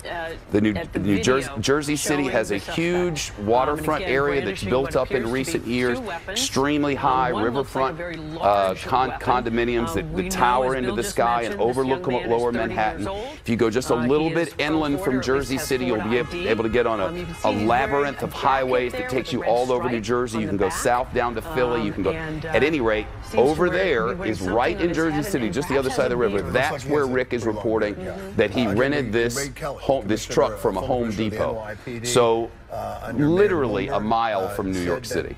But you have to go under the tunnel, through the Holland Tunnel to get there. Now, where all of this began was around the Lincoln Tunnel, which also goes to New Jersey in the 30s, 40s. That's where this started. And we're now getting reports he went at least 9 blocks. In the 103, what do we have? Witness sound. Let's listen. Past almost 2 hours now, right, Tim? Audio up. What the bodies look like. And okay, guys. Okay. Before, as Bill was pointing out, the police are now saying this is a possible act of terrorism. Certainly taking all the necessary precautions. They have moved in a number of ambulances here. There were at least 6 of them in this particular area, in a triage area. Now, just a short time ago, and we have some video if it's ready to be brought up, but. Again, we've been talking about 2 people on gurneys who have been here ever since I got here about 2 hours ago. We don't know, why they were still here, why it's taken this long to get them out of here, but they were loaded onto these ambulances just a short time ago. Again, they were animated, they were talking to EMT, so clearly they were not seriously injured, but certainly it begs the question, how can someone still be here if they were injured 2 hours after this incident occurred? So we're still trying to pin that down. At this point, things have not loosened up any. Again, I think going back to that thought of a possible terrorism, the police have come around here with bomb-sniffing dogs. They have checked cars in the area. They have gone up and down West Street, up and down the sidewalk as well, trying to ascertain just who is here, who might be here. They're looking at any number of vehicles that are parked along the side of the road. And again, it's been a very active scene for other police officers down at the southern end of all of this. So while we might be in an inactive area and where the incident occurred, several blocks north of here, certainly police are taking no chances. They're here in full force, and they're making sure if they need an ambulance, they certainly have them here. That's the situation at Murray Street. Back to you, Bill and Diana. Thank you, Tim. I'm thinking back to the Times Square. Ran over those barriers. And barriers didn't stop them. The barriers didn't stop him. It was a tourist. It turned out that young man was on drugs. Yep. This is very different. It seems like the police are certainly treating it differently. This is the video we showed you earlier where we have blurred some of the victims of this. You saw those bicycles behind Jim Dolan a few minutes ago, and you're seeing them again here. And this man just hit the gas pedal and took off, and those people on the bikes did not have a chance. Did not have a chance. Hit from behind, it appears, or it's a two-way bike path, so it could have been hit head on, and those bikes are just mangled. At least 15 people injured, 7 people dead. We don't know how many of those 15 injured are in critical condition. And you just hope that all those people in the bike path, because at least you can jump off that bike path pretty quickly. Yeah. I'm just hoping a lot of people could get off that. Well, let's hope so. Bike path and get out of his way. The people who were injured were taken to Bellevue Hospital. Sandra Bookman is outside Bellevue right now with that part of our coverage, and I imagine you've seen people coming and going, Sandra, and ambulances for sure. Well, given the time of the day, Bill, there's a whole lot of traffic around the hospital now. In fact, given what has happened and the questions now about whether or not this might indeed have been a deliberate, perhaps terrorist-related accident, there is a small army of police officers, in fact, surrounding Bellevue Hospital. Now, officials here at Bellevue, I've been on the phone with them for a part of the afternoon. They're not telling me exactly how many patients have been brought to the hospital yet. I think so far we're saying at least 15 have been injured. As you pointed out, many of those people brought here to Bellevue Hospital, one of the country's oldest level 1 trauma centers. We're also being told tonight by sources that other patients have been taken to Lower Manhattan Hospital. Again, at this hour, we are not getting much information about how many patients are here at Bellevue versus the other hospital or the extent of those injuries. Given the scene that we've been seeing downtown, given those bicycles, given the fact that 7 people have died in this incident, it is logical to believe that some of those patients are likely critically injured. I can also tell you that coming over here, it was a little bit difficult to get to the hospital. One of the things we noticed is that police have essentially shut down 23rd Street across town, and from what we can tell, they have been using 23rd Street as a route for emergency vehicles, keeping that traffic open for emergency vehicles. Again, as soon as we get information on how many patients here at Bellevue and the extent of the injuries or the kinds of injuries they have suffered, we will get that information to you. For now, we're live on the east side outside Bellevue Hospital. I'm Sandra Bookman, Channel 7 Eyewitness News. And important to keep those lanes open, not just for emergency vehicles, that's very important, but family, friends who need to get to their loved ones who they're getting word have been injured in this. So thanks, our hearts are with all of them. We are looking right now at a live picture. This is One Police Plaza, and in, well, any moment now, we are expecting a news conference. We know that the governor is in the area. We know that the mayor will be speaking as well, and of course the police commissioner. So we'll be hearing from them shortly. We want to go now live to Lauren Glassberg. She's been out at the scene for quite some time. And Lauren, you've got quite a gathering around you. A lot of people wondering and coming out to that area to see what's going on, right? Well, not just that. We are talking to a number of witnesses. We've talked to a number of witnesses who were in the area at the time. I'm going to introduce you to Ruben Cabrera right now. You're a student at the Borough of Manhattan Community College. Where were you when this incident happened? I was sitting, me and my cousin was sitting by the basketball court right in front of BMCC. And we were just sitting out there, and then people were walking by, and then out of nowhere, we just hear gunshots go off. You thought at first it could be fireworks, but then you realized it was? Yeah, because at first the kids are running away laughing like it was a joke, and then I thought, first instinct was it's gunshots, and then it was like maybe it's fireworks. We're downtown, it's Halloween, maybe they're doing something. And then we start walking over to see what happened, and then we see cops starting to run over. There's a bridge which you can walk up to cross the street to help the kids. Crosses over the West Side Highway. Yeah, and we walk over, I see a Home Depot pickup truck that was smashed into a street post. I see 2 people laying on the ground with sheets covered with bikes that appear to look like they've just been run over. Were they in the middle of the West Side Highway or on the edge? No, they were in the bike lane by the West Side Highway. And then I see another gentleman over on the other side laying on the floor while EMS was trying to assist him. And did you at any point see the suspect, a man with a jacket with a stripe across the back, running? No, I didn't see anybody. I only saw those 3 people who appeared to be injured. You now hear that there are 7 fatalities, 15 injured. What are you thinking about now that you hear that? I just can't believe it was so many people. I saw those 3 people, and I thought maybe there might have been somebody in the truck, but I couldn't believe there was so many. I walked over there. When you looked, it didn't look like there was that many people. So the trail of devastation was further north than where you were standing, which was, in essence, you're at the corner of Chambers and the West Side Highway. Well, from what I see on that bridge, one side I could see the 2 bodies in the bike lane with the bikes, and the other side I could see another gentleman with the pickup truck. Well, not next to the pickup truck, but another gentleman on the floor. We are live on TV. And the pickup truck that was totaled. Ruben, scary times for you and your fellow students, I'm sure. Yeah, you wouldn't expect this to happen down here.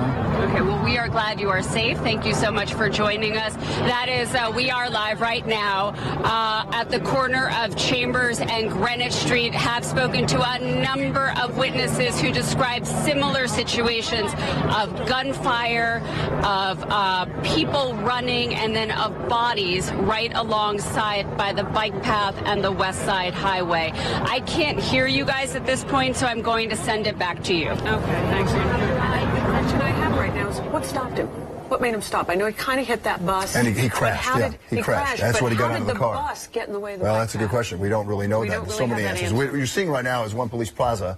That is Stephen Davis, the head commissioner, the assistant commissioner of the DCPI, which is the Public Information Bureau of the NYPD. We are going to hear pretty soon anyway, from the mayor and the governor, I believe, is going to be there. The commissioner will be there as well. The state police, I'm told, will also be there. And now, of course, we know, Diana, that the FBI is involved in what is possibly a terrorist attack.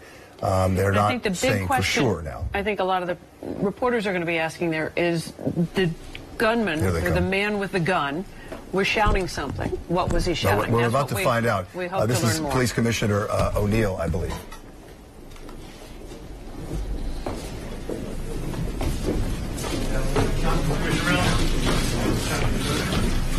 Wherever you stand. All right. Hold on.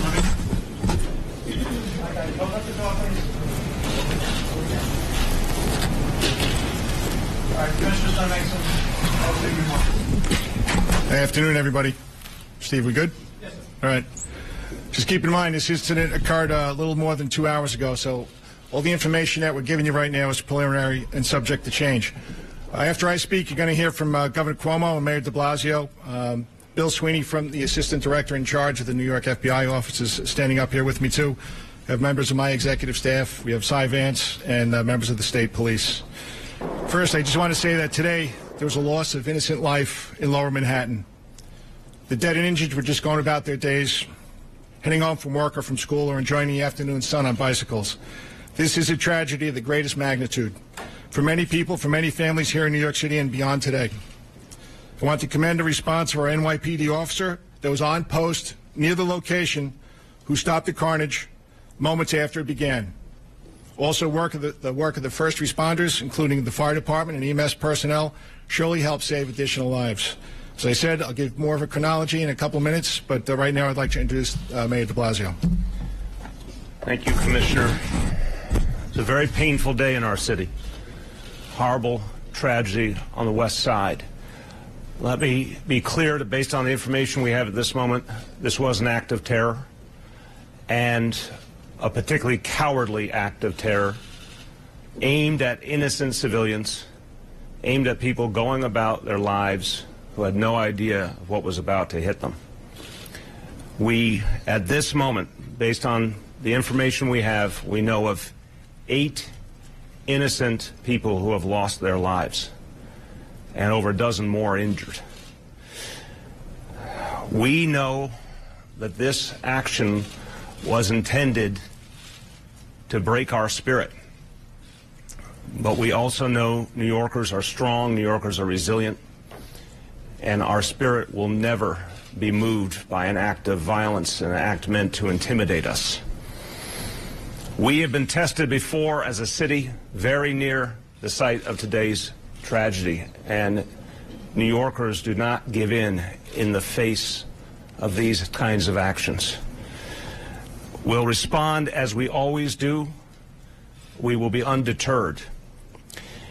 And I want to thank everyone at the NYPD, all our first responders, for their extraordinary efforts in the midst of this tragedy, starting with the officer who stopped this tragedy from continuing, all of the first responders who came to the aid of those who were injured.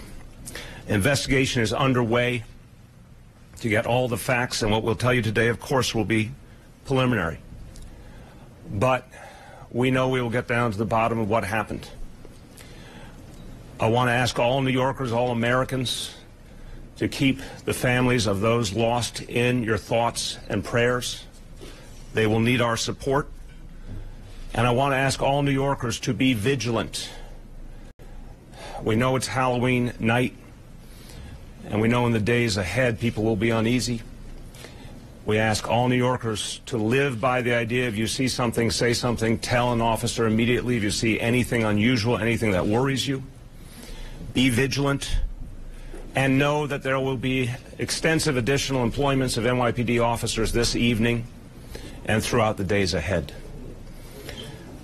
We will also keep you posted as this investigation continues and as the NYPD gains more information. Governor Cuomo. Thank you. First, our thoughts and prayers are with those New Yorkers who we lost today. It reminds us all how precious life is. They left the house this morning. They were enjoying the beautiful west side of Manhattan on a beautiful fall day, and they're not going to be returning home. And that shock and that pain is going to be very real. And our thoughts and our prayers are with all of them. Our first responders did an extraordinary job. The NYPD, the FDNY, the FBI, the New York State Police, EMS. We have the finest security on the globe. And to see them in action today proved that once again. The new terrorist tactic, which they've called for publicly, are these lone wolves who commit an act of terror. This is all very preliminary. It's only been a couple of hours, but at this point there's no evidence to suggest a wider plot or a wider scheme. But the actions of one individual who meant to cause pain and harm and probably death and the resulting terror. And that was the purpose. We will be vigilant. More police everywhere. You'll see them in the airports. You'll see them in the tunnels.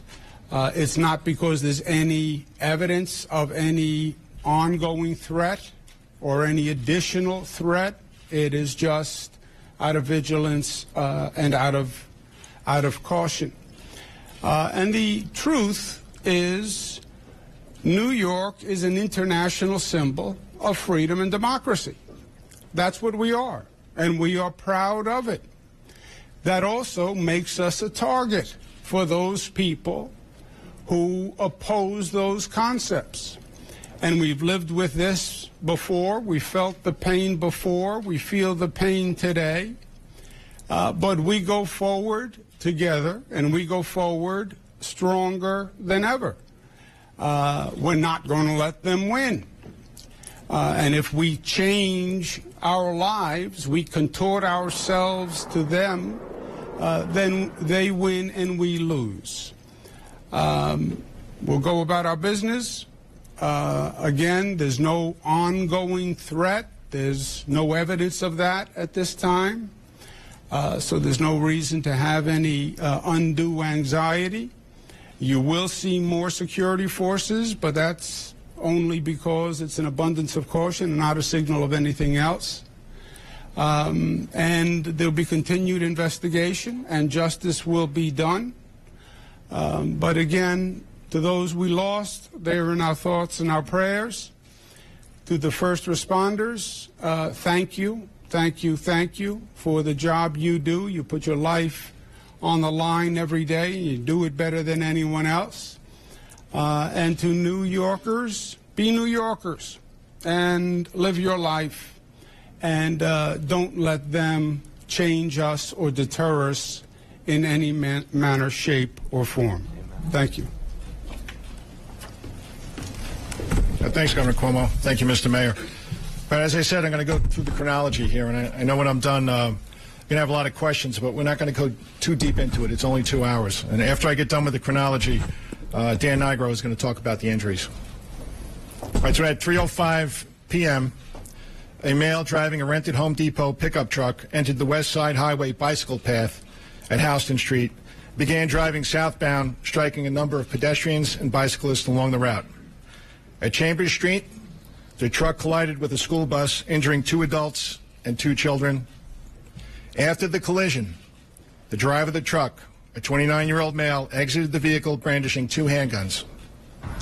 A uniformed police officer assigned to the 1st Precinct confronted the subject and shot him in the abdomen. The subject was wounded and transported to a local hospital. A paintball gun and a pellet gun were recovered at the scene.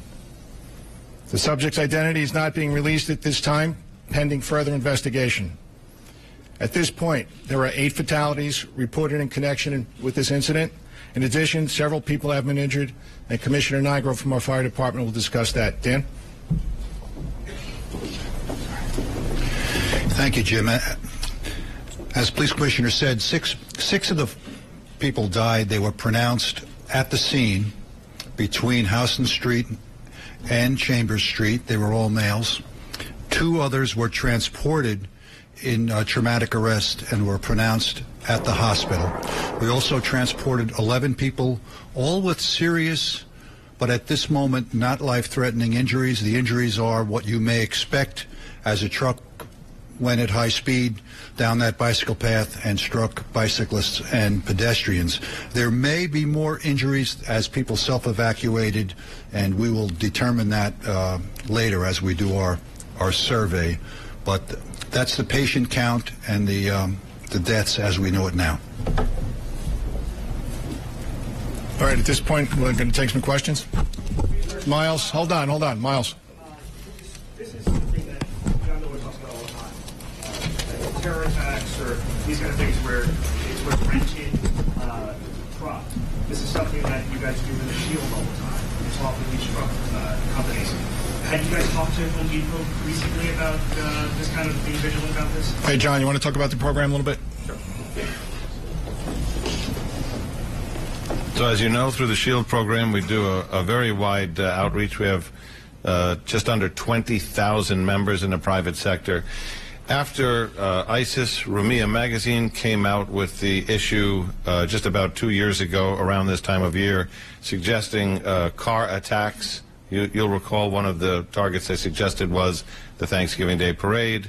We went and did extensive outreach to the truck rental business. We visited over 148 truck rental locations in this area, the obvious ones, U-Haul, Ryder, Home Depot, etc., and talked about suspicious indicators, ways to come forward. After attacks on the German Christmas market, after Nice, we repeated those visits 2 more times, either by making telephonic contact, email, or going back to the same places. So the industry has had a high level of awareness on this matter from the NYPD. John, is there Commissioner, is there any indication that the suspect is a lone wolf, perhaps radicalized here in America, or is there any indication of a wider international? And it's way too early to discuss that. I mean, this just happened 2 hours ago, and that's, of course, part of our investigation. You've heard about some police activity up in Seasley. Initially, we thought it might have been, but it turned out not to be. Yep. You had a residence in New York or any?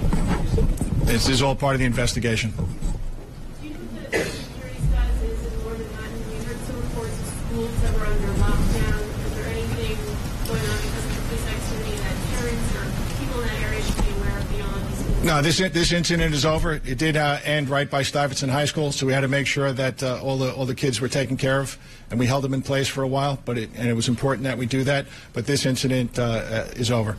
David, hold on, David. By the age of the suspect and then the victims, and then was there indication earlier that maybe he had outfitted the van to resemble a bomb that there were maybe gas canisters and He's a 29-year-old male, and I'm not going to talk about the truck right now. Right there. Yes, can you confirm that the suspect said Allahu Akbar or anything to that effect? And if so, is that the only indication that this may be an act of terrorism, or what else is it that leads you to label? Yeah, he did make a statement when he exited the vehicle, and if you just look at the MO of the attack, that's consistent with what's been going on. So that along with the statement, has enabled us to label this a terrorist event. Yeah, no, not right now. Did you have his nationality, and was there any intelligence leading up to this that there was something in the works? Yeah, again, 2 hours old, and we'll update you as we go along. Lenny.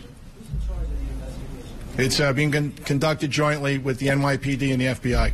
Can you confirm the licenses from Florida? From Florida? Yeah, I'm not going to go into that. Yep, John. John, not right now, no. Yes. After the Times Square incident, I talked about this. Any incident that happens in New York or happens in the country or happens around the world, we have to learn from that. So, of course, we're going to take a look at that. Yep. Yeah, he's in the hospital. I'm not going to tell you what hospital. And I'm going to let Chief Gomez talk about what we're doing for the Halloween parade tonight. Carlos? Right. In less than 90 minutes, that parade will kick off. We will proceed with the parade, and certainly we've added more resources, more police officers, heavy weapons teams, blocker vehicles on the street leading to the route, as well as more sand trucks. And there's also heavy weapons teams being deployed throughout the city at key iconic locations.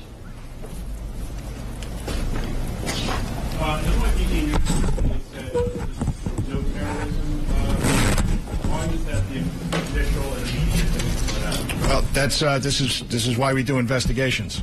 You know, initially, I'm sure whoever put that out wasn't sure what the event was, and now 2 hours into it, this is the determination that we made. Yep, in the first row. Yeah. Too early in the investigation to know that. Rocco.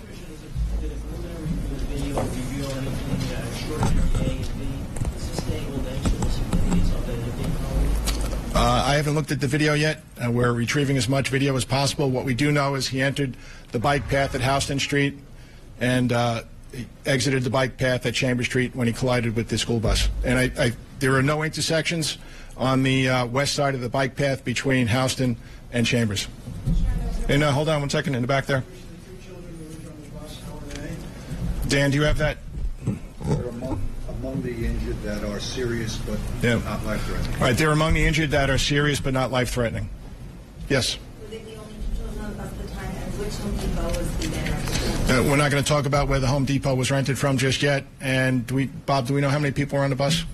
2 adults, 2 children. There were 2 adults and 2 children on the school bus. In the back?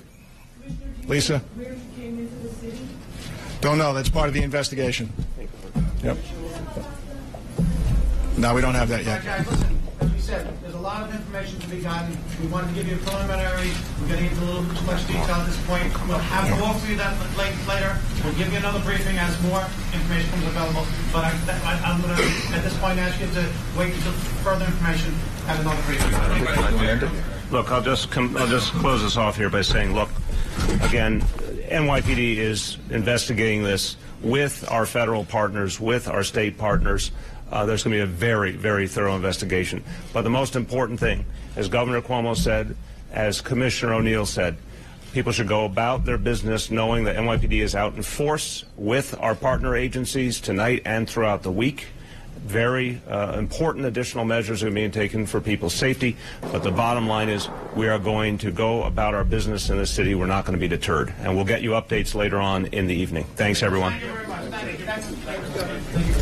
Listening to Mayor Bloomberg, good. Oh, yeah, I was just going to say, you were listening to Mayor Bill de Blasio. Yes, who it was, yeah. And police and fire leaders in this city talking about this, what they call a very painful day, an act of terror. We learn now 8 dead. The other injuries, though, we've been assured are not life-threatening. They're serious, but they're not life-threatening. There are 11 other injuries at this point. President Trump has tweeted out a message to all Americans. I think we have it, and we're going to put it up on the screen there for you. He says, quote, in New York City looks like another attack by a very sick and deranged person. Law enforcement is following this closely. In all caps, not in the USA. When he says not in the USA, these attacks have happened in Europe. There have been 8 of them so far. 8 so far. As you heard John Miller saying, you know, he's asking lone wolves to literally use vehicles as mowing machines, as improvised weapons to attack people. Yes, we've seen it on the websites, and John has talked about that before. Mr. Miller has, and that's what police are worried about. The ABC News now reporting that the suspect's name, Sayfullo Saipov, 29 years old. He's from Tampa, Florida. We had told you earlier that the officials had told us that it was someone in the 30s, of Middle Eastern descent, with a driver's or ID from Florida, and this sort of backs up some of that information. 29. A painful day is what the mayor called it, a painful day, and he said it was an act of terrorism as well. And 2 kids hurt when that driver smashed into the school bus, which stopped his mowing down everything. And 2 children we learned from this. That bus probably stopped the mayhem from going It probably any did. further. Really did. But if that hadn't crashed into that bus, who knows how far he would have gone. We are also told that Stuyvesant High School, Lauren Glassberg, I think, is on the scene there. Stuyvesant High School is still locked down. And people are trying to get in. Parents are still trying to get in there. Why it's locked down, especially since the police commissioner and others said they were standing down, there's no active threat right now, is it's a good question. We don't have the answer to that question. We're going to try to find it out. A lot of worried parents right now, but hopefully they've been able to connect with their children. We also want you to know Halloween parade is going to proceed, but if you are out and about in the city tonight, you are going to see a lot more police officers out on the street, a lot more of those big trucks and barricades being set up in areas just to make sure that we are all protected. We want to go live now to Jim Hoffer. He's been out on the scene for us. Jim, you heard what the mayor and the commissioner had to say, right? Yeah, it is an incredibly sad day for New York and for the nation, if you think about it. But I think a lot of questions now are going to be asked about who is this suspect from Florida. And I don't know whether he knows New York City or not, but he certainly could not have chosen a better target if his intent was to hurt and kill a lot of people. I'm very familiar with this bike path and this jogging path. It is referred to as the Hudson River Park, and it runs from the very tip of Lower Manhattan up to and even past the GW Bridge. And at 3 o'clock in the afternoon when this happened, this path would have been packed with bicyclists, joggers, tourists, people walking home from school. And that's another thing. You know, we have a lot of schools in this area. We have Stuyvesant High School, we have a community college here, and also some grade schools. And earlier we spoke to a mother. She said she was out walking with her daughter. She had just picked the daughter up from grade school. Her name is Sharon Jackson. Listen to what she had to say when she heard the shots fired. I heard 5 gunshots, about 5. I just heard pow, pow, pow, and I didn't know what it was other than it sounds like a gunshot. What did you do? I just kept walking. I said, let's just keep going and go to the senior center and just find a place that's like a shelter that's safe. Even though I live around the block, I just wanted to get like into a building and out of, you know, public, out of being out in the open. Okay, here it comes. And that's the story we keep hearing over and over again from a lot of mothers and a lot of students. It was a chaotic scene. There was a lot of fear. I mean, this took place, carried on only for about maybe 2 minutes, but over a course of several block areas. It began, around Houston and ended down at Chambers and West. We're 1 block south of that end point. So that's about a 10-block area. I think there's going to be a lot of questions days from now about how do you even go about protecting this huge, basically linear public park. There are some locations where there are stanchions, billiards, if you will, that can keep cars from getting onto that bike path. But there's also a lot of commerce, a lot of piers where there are businesses. And so there are even, roadways that cross the bike path and traffic lights where pedestrians and cars have to stop. So it would not have been that difficult for this person from Florida to get his his truck up onto that bike path, and what a frightening thing that must have been. I mean, this was a pretty big truck. It is, what we're hearing is a rental truck, a flatbed rental truck, not a pickup truck. So this was a large truck. You have to figure that this person spent at least days thinking about what he was going to do because of what he chose as his weapon, a rental truck, not a car, not a motorcycle, but a rather large truck, and also because of the target of this bike path. He didn't just choose any old street. Any street is quite busy in New York, of course, but he chose probably the busiest, most populated park in this city in terms of just dense population of joggers and bicyclists and people just out walking.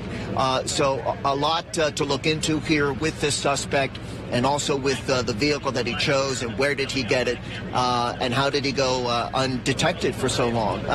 You know, these are lone wolves. You know, they're off the radar, and it's very, very difficult for police to get wind of anything like this. Who knows? For all we know, he may not have told a single soul. Maybe no one knew of his plans.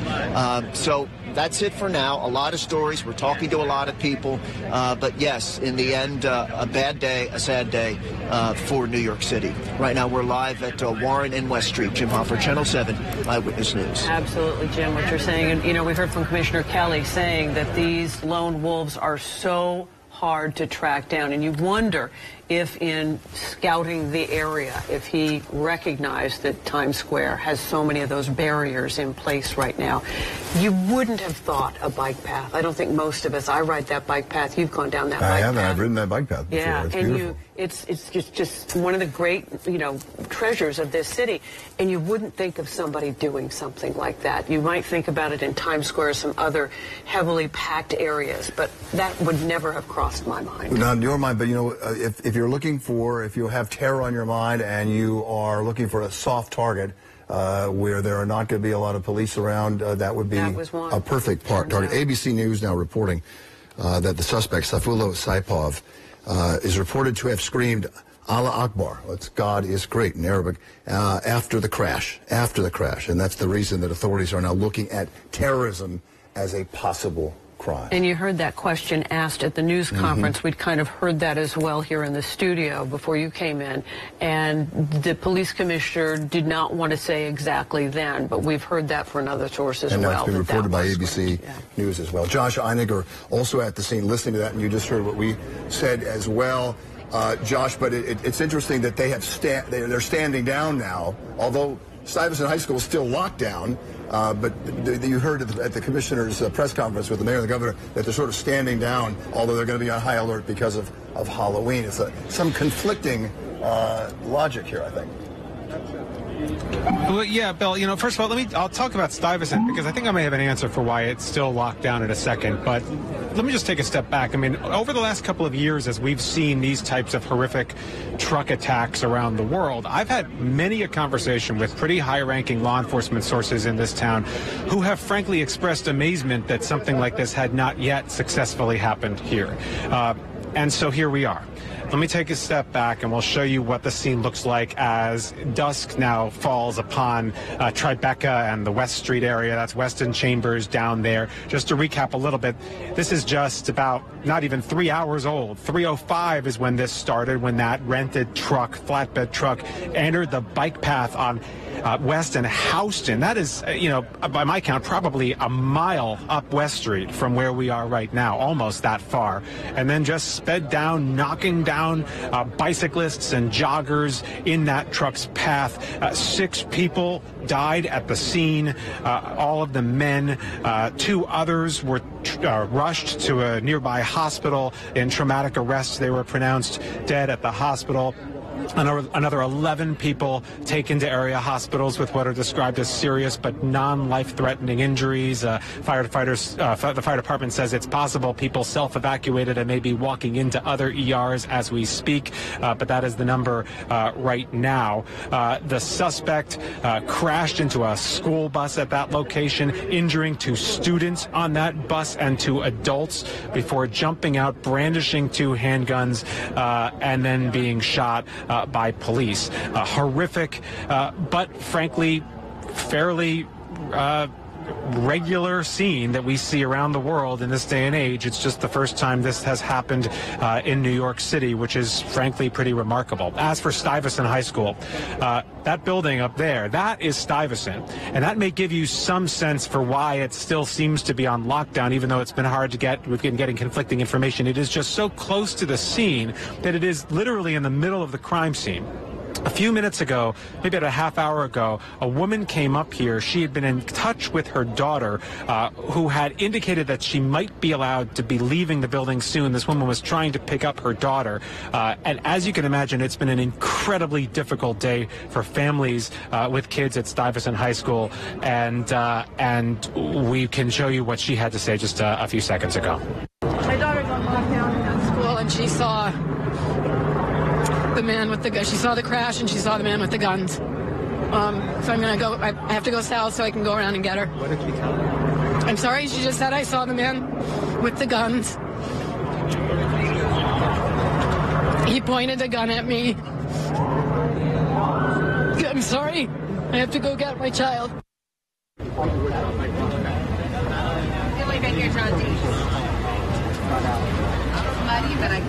Just a terrifying day for students at Stuyvesant High School, also at Borough Manhattan Community College, which is just across the street. For this whole community, this is a very, very active and vibrant business community down here in Lower Manhattan. There are tens of thousands of people who now live in the Tribeca and Battery Park City neighborhoods. It was a gorgeous afternoon on Halloween. Kids out starting to trick or treat. Just a horrifying scene here in Lower Manhattan. 8 people dead, 11 injured in what the mayor is characterizing now as an act of terror. Bill, Diana? That poor mom. Yeah, Josh is a parent too. He understands this. And he's waving a pellet gun and a paintball gun, and those both look very frightening, very scary. So that poor mom, I hope she is reunited with her family and able to just kind of be okay. We do know that a lot of parents are there trying to get in, and Josh explained why. It's right in the middle of this. The school's right in the middle, and it's just a very active scene. But I suspect that those parents will be allowed to get in pretty soon, any time now. We don't know. It's Halloween. It's Halloween. Halloween night. It's supposed to be a festive night. This is a big night in New York City. As we've said, the parade is going to go on, but certainly there's a damper on a lot of Halloween activities and trick-or-treating this evening. We're going to go to Jim Dolan, who heard Halloween that parade, mother, and I know he's a very concerned parent as well, and he must have had some feeling about it. But I know that, the Mayor de Blasio, Governor Cuomo, they are very adamant usually in saying we are resilient, we will keep going strong. They say that after, unfortunately, after different attacks like this, which is a good thing, that they want to stay strong, but it also has probably people rethinking their plans tonight. As you said, there are many officers here on the scene. There will be even more at the hot parade, and certainly some of the resources are now focused on this. And the Halloween parade is very busy. I mean, thousands of people go to this every year, and it's not too cold for an October evening, probably going to be busy. And, one has to have in the back of their mind, when you hear about some of these lone wolf attacks where trucks go into crowds of people, could it happen here? I think the reason that police are saying that the parade will go on is because they are focused on saying this is a lone wolf attack. We do not believe anything else is going to happen here in this area tonight, Stephanie. So we heard from Mayor de Blasio say it's important for people to be vigilant. Governor Cuomo, who flew down from Albany right away to be at the press conference as well, struck a much more let's go on with life tone. Have you spoken to people around you that feel shaken or that felt a sense of inevitability with an attack like this, having witnessed this in other countries in recent months? Yeah, I mean, there are people here shaken. A lot of people are asking us what's going on. This is a very busy area, not only for people who live in this area, but for people who work in the main World Trade Center building. There's other World Trade Center, 2, 3, 4. Thousands of people work in this area and only just heard what happened.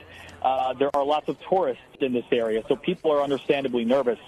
As someone who bikes along the west side myself, at any given time, there are thousands of people on that bike path. It goes from Battery Park City all the way to the George Washington Bridge. So miles and miles of a bike path of people walking and biking. So to just imagine this truck going over the sidewalk and starting to hit people, to what that must have been like for tourists and locals, understandably, I'm sure they are shaken up because, you know, we are just steps away from the World Trade Center where, of course, we all know what happened years ago at this very site.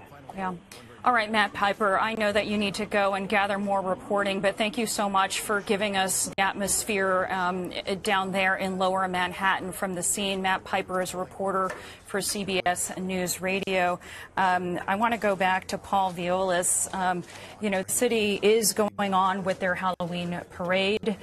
This seems to be characterized as a lone wolf attack by Governor Cuomo. What makes him so quick to assume that based on the information that we have right now? I really don't know. Honestly, I wish I can give you good answers to that. I don't know because the majority of the information they still have to collect is going to come from telephones, cell phone records, and computers. So we don't know who he spoke with, we don't know who he's met with, and we don't know what he did in order to plan this attack. So I'm sure that the governor's got a good reason for that. I personally don't know what that could be at this point, how he could feel that assured that at this point there was absolutely no one else involved in the planning of this. All right, and Fran Townsend joins us now. It sounds like you also want to say something about that. So at the press conference, the chief of police said that what they're basing that on is there are reports that when the truck driver got out of the car, he said, Allahu Akbar.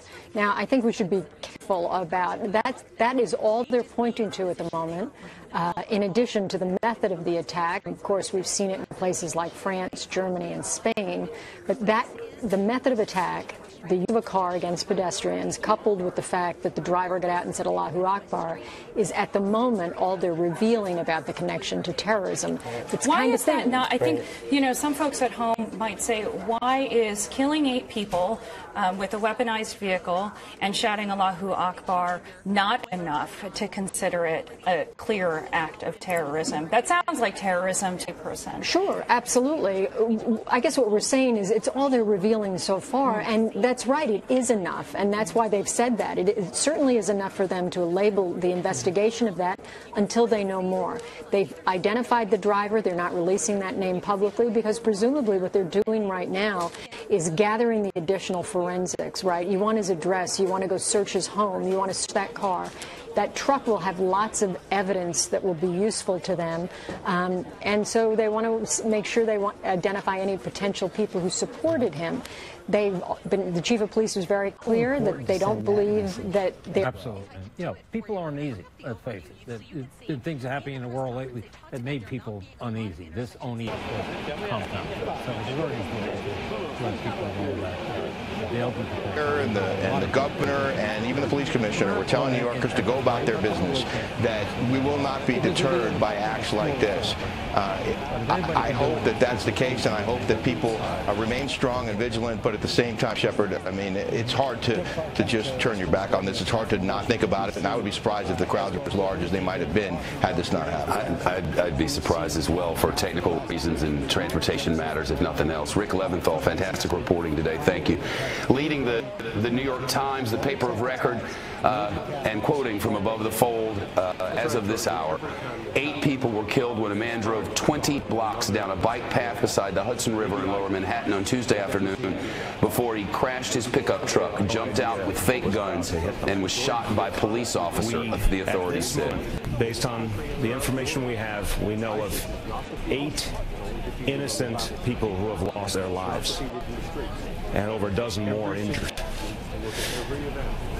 We know that this action was intended to break our spirit, but we also know New Yorkers are strong, New Yorkers are resilient, and our spirit will never be moved by an act of violence, an act meant to intimidate us. We have been tested before as a city very near the site of today's tragedy, and New Yorkers do not give in the face of these kinds of actions. We'll respond as we all... And I want to thank everyone at the NYPD, all our first responders, for their extraordinary efforts in the midst of this tragedy, starting with the officer who stopped this tragedy from continuing.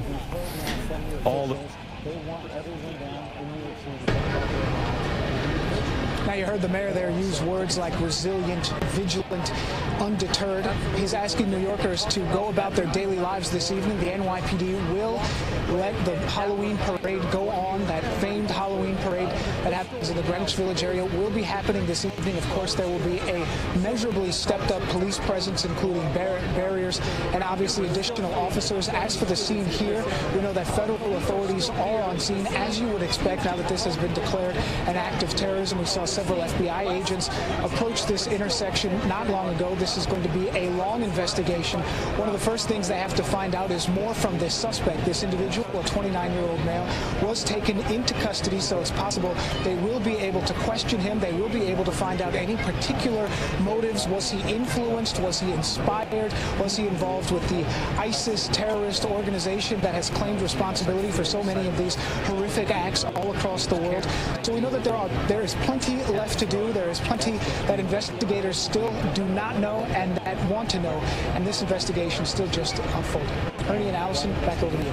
All right, Dan Bowens, thank you very much. Ernie at Access with Allison Morris joining you right now, continuing coverage of what's going on. Breaking news, still details coming in. As we know now, at least 8 people are dead and 12 plus injured on the West Side Highway after they were struck down by a pickup rental truck along a bike path. Shots were fired, a horrific scene. One person now in custody after being shot in the abdomen by police as he exited the car, showing 2 weapons that apparently were fake or unusual. Yes, police saying that this all started around 3:05 this afternoon. They say that a man driving a rented Home Depot truck entered the West Side Highway bike path at Houston Street heading southbound. At Chambers is when he hit a school bus, injuring 2 adults and 2 children. After that, he got out of the truck, brandishing those 2 handguns that they appeared at first, but police now saying they were a paintball gun and a pellet gun. At least that's what was retrieved at the scene. Police did shoot that suspect in the abdomen. That person is believed to be alive and at the hospital right now, so I'm sure police will have a long list of questions for that person. Yeah, we also heard the suspect is said to be about 29 years old. There are reports that he's identified as Pulo Sapov, said to have a Florida ID, perhaps from Tampa, Florida. Let's get more details of what's going on. Matt King is standing by in Lower Manhattan with an update for us right now. Let's go to Mac.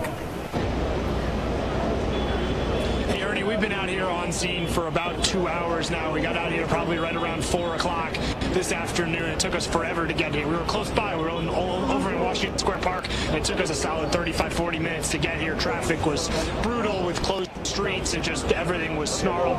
Got here, and then since being here, I can no longer speak to the vehicular traffic, but on foot, this has been just like it has been since we got here. This whole intersection packed with people, which you'd expect of first responders. We've been seeing police vehicles and fire vehicles and EMS vehicles and various other vehicles with sirens on them going up and down. Chambers here, you're looking to the west down there. That's the West Side Highway at the end of the street in New Jersey. That's where everything happened today. But as I said, passers-by, this whole intersection has been packed for hours now with people just coming, people that heard about it and wanted to be here, people that were just left work or just left their home and came out here and stumbled upon it. And it's just been crowded. People have been able to move and walk if they wanted to, but they've been here. This is the police line just sort of standing and staring, and we're now starting to see trick-or-treaters. That we're not, the camera's not a little kid height, but if you were down about 2 feet, you'd see lots of little kids in costumes. Businesses have remained open, businesses have remained packed, and it's just been a very crowded scene, Ernie. Going on out there, Matt King in Lower Manhattan. Thank you very much. All right, and Sharon Crowley has also been out there this evening for us, covering what's been going on. Sharon, what is the latest that you can tell us this evening? Yeah, the press conference wrapped up just within the last half hour or so with the governor, the mayor, and the police commissioner. I think the police commissioner put it best when he said this is a loss of innocent life of the greatest magnitude. And, of course, the mayor and the governor asking New Yorkers and really all Americans to pray for the city tonight and what happened. Just to recap for you, 8 people killed and more than a dozen with serious injuries being treated in the hospital right now after that 29-year-old suspect, as you've been hearing, in that rented Home Depot truck plowed down pedestrians and people on their bikes on the bike trail on the west side, and entering at Houston Street, exiting at Chambers, and then running right into a school bus. Now, when he jumped out of that rented truck with those 2 fake guns and he was shot by a first responder, he did yell something out, something that police wouldn't confirm today at the news conference, but it did make them tell us that he is considered a terror suspect. They would not say his nationality or much more about the investigation, just that it is ongoing. Also, guys, they didn't get intelligence leading up to this. There was no known threat, and there's no known threat right now. But there is going to be, as we said, added security, especially for the Halloween parade, which is getting underway tonight, and of course the marathon this weekend. They said there would be extra sand trucks and extra police visible on the highways and the airports, everything they can do, of course, to give a sense of New York feeling safe. What were they saying? What were they thinking? Because I'm sure you guys didn't have much they information. were scared. Yeah, they were scared about it because that's something like weird happening in front of the World Trade Center, like One World Trade. So this is something like shocking for us to see in New York, because I'm not from here. I'm from Pakistan and just moved here like a few months ago. So this is something, really strange for me. Yeah. Was your school on lockdown at any point? No, it was not. I don't think it's still going on. I think. Yeah. All right, and I know you called Akeem. Akeem, I know you've been in touch with families and students, and I was just walking around, and it seems like some of the schools are still on lockdown. Yeah, that's a dramatic point to make, Tim Fleischer. That's exactly what it is. So a lot of them can't get out their story. So what I get is a lot of texts and a lot of messages because they saw that I was here, and a lot of them called me down because we were literally in the area. And you're a community advocate, and you work with students. Is that how they? And on the Green Party, and what I am seeing is a lot of them are scared. A lot of these students are really texting in like what's going on, and they don't even know what happened. But the ones that did hear were saying that yes, it looked like a Middle Eastern person or whatever. I saw him like he was not from Middle East. He was not even black. He was not even white. He was like a Spanish white. Well, we can't. Well, at this point, there's still a lot of information out there. So I can see he's not black or white. Like no, I understand. He was not from Middle East, or he never said Allahu Akbar. Like, you think people were standing with him when he shot the guy? Do you think? Well, there's still a lot of information coming in, so I just want to really make sure that we only stick with what you saw. And you said that you did see the guy, running with the gun. Okay, all right. Well, thank you. And I know that there's a lot of students in the schools that are. I mean, there's the Birmingham Community College, Stuyvesant High School, and also an elementary school here. I just walked around the side, and you can actually see parents lined up. Some of them have been waiting for hours to pick up their students, but they are still on lockdown. So again, this situation still unfolding, still tense, but of course the threat is now over, and people in this neighborhood are coming to terms with the sad news that we have now confirmed today, that at this point 8 people have been confirmed dead. Live in Lower Manhattan. Ayana Harry, back to you. Ayana, great job today. Stand by. We may come back to you. Thank you. Certainly a difficult and dark day for New York City. All right, let's talk with Marvin Scott right now. He is at Bellevue Hospital. That's where that suspect was taken after he was stopped by that NYPD officer there. Marvin, what can you tell us right now? In incidents like this, but those have just... Well, right now, I can tell you, right in front of this hospital, there is a large police presence. We have a number of 13 victims being transported here shortly after 3 o'clock. 2 of them were pronounced dead on arrival, and 11 others, at least 11 or possibly 12 others, are suffering from serious injuries, but we are told, fortunately, they are not life-threatening. Bellevue is a major trauma center here, and they were pressed into emergency mode shortly after 3 o'clock when first word of this got out, with doctors and surgeons standing at the ready. After the crazed gunman, the crazed cyclist, that is, ran down those cyclists and pedestrians on the west side, and he was heard to shout Allahu Akbar, the Arabic for God is great. We do not know the extent of injuries of those who are here now, but the figures we have, 11 seriously injured, at least 2 others pronounced dead here at Bellevue Hospital. Reporting live from Bellevue, Marvin Scott, 611 News. Back to you. All right, Marvin, thank you. We will continue to check in throughout the night. All right, let's put up a tweet from President Trump. He said this just a little while ago. There it is. It says, in NYC, looks like another attack by a very sick and deranged person. Law enforcement following this closely, not in the USA. Let's talk about what is also going on here at home, and we've referenced it since earlier this afternoon when we were sitting here. The Village Halloween Parade is an annual tradition. It's when New Yorkers come out. 60,000 plus are going to be out there. Always a lot of security, always a lot of fun. Tonight, it just feels different. But the mayor and the governor want you to go out there, and they want it to be business as usual, so they don't win. Greg Mocker is filing a very different report than what he would have had this not happened. Yeah, let's see how it's going out there, Greg. Yeah, normally I'd be standing here and we'd be laughing and joking and talking to people in their colorful costumes, and they're still out here and we're standing here. It's a bit of a more somber mood now, but things are starting to get underway. 6th Avenue is closed now, and of course the parade will come up this way for the 44th time. It's the 44th annual Village Parade. The barricade's been moved into the streets. People are starting to take their positions. We are seeing increased police presence. I noticed one of those sanitation trucks headed down Greenwich.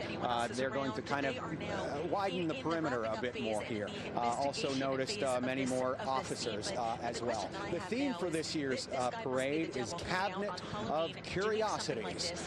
You always get that a little bit in the West Village. Tonight, I think I'm feeling too that we're here as New Yorkers, and that says something as well. Live in the West Village, Greg Mocker, Pix 11 News. Really powerful testament to New Yorkers and their strength that the show is going on, so to speak. Greg, before we let you go, can you talk a little bit about, are you seeing less exuberance? Have you seen any evidence of these heavy weapons teams that they mentioned just a little while ago in the press conference that are supposed to be out there tonight? And does it just feel generally more subdued? Yeah, certainly it does, but you still have people that are waving, and I heard a couple of Happy Halloweens behind me, which is to be expected, especially when we're doing a live shot. I did notice more officers. I covered this, I think, probably in the last 5 years a couple of times. I saw the heavy dump trucks. I haven't noticed any SWAT-like situation, but there's probably a lot that we can't see. Hopefully it'll be a great night when we're all here together. Absolutely, Greg. They were right away, law enforcement said the show is going to go on out there. They're going to make sure that parade goes as scheduled. Let me ask you something. I know you've covered this years in the past. Are you any further back? Have they changed the perimeter of where you're located? Because you seem to be right in the center of everything. Nope, we're where we have been over the past few years, right at the corner of Greenwich and 6th Avenue. The reviewing stand is up a little bit more. It seems to me that there aren't as many people here as there have been in the past, but it is still early. Beautiful day here. The weather is nice. When it comes to that, of course, the news events are on everybody's mind. I'm thinking about it now as well. I'll say thanks to the first responders, NYPD, who's here and keeping us safe tonight, and we're all looking out for each other as well. Tamsin and John. I don't think we can say that enough. Greg, thank you so much. We will check in just a little bit with you. All right, there's a new video we want to show you of the school bus that was hit by the suspect.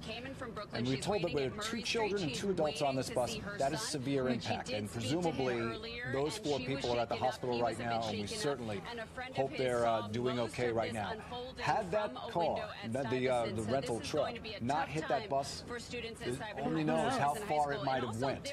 That is a pretty severe impact there, and we can only hope that the 2 children and the 2 adults, and we don't know specifically what their conditions are doing okay.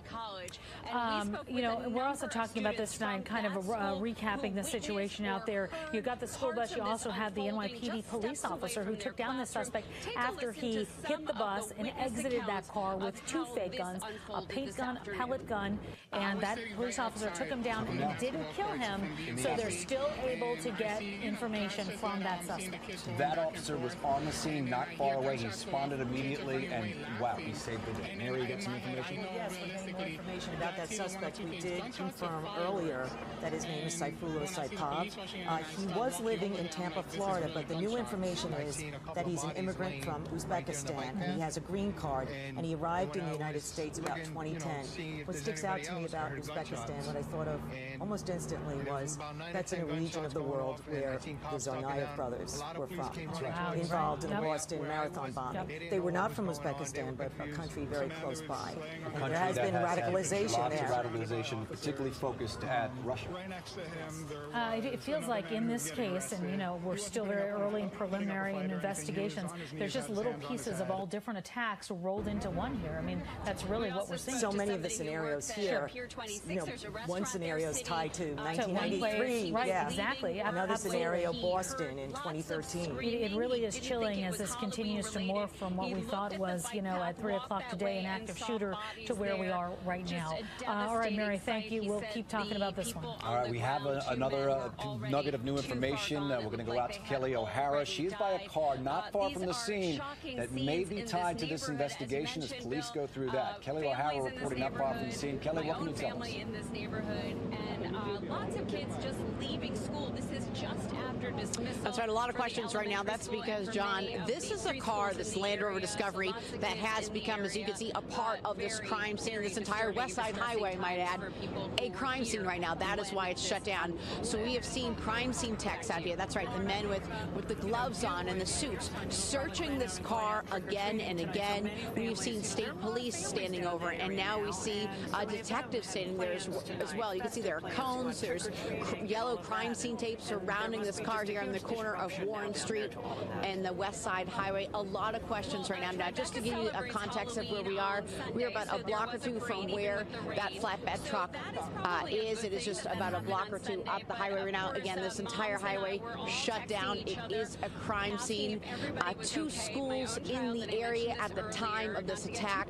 Many kids that we talked to said, you know, thank God more people weren't hurt, because this is usually a quiet area and there are lots of students always milling about in this area. Also, one man that has lived around here for quite some time said he is thanking God tonight that the Halloween parade for the kids took place over the weekend and not right now. He said, imagine if all those children were here in this area at that time instead. So a lot of people obviously in shock right now. There are people just walking around stunned in this area of Lower Manhattan. They say there's a quiet neighborhood. They say nothing really happens around here, especially something like this. But the story right here on the West Side Highway in Warren Street is this Land Rover Discovery that we have seen police searching for the past hour and a half. There's FBI out here. There's state police. There are crime scene dogs.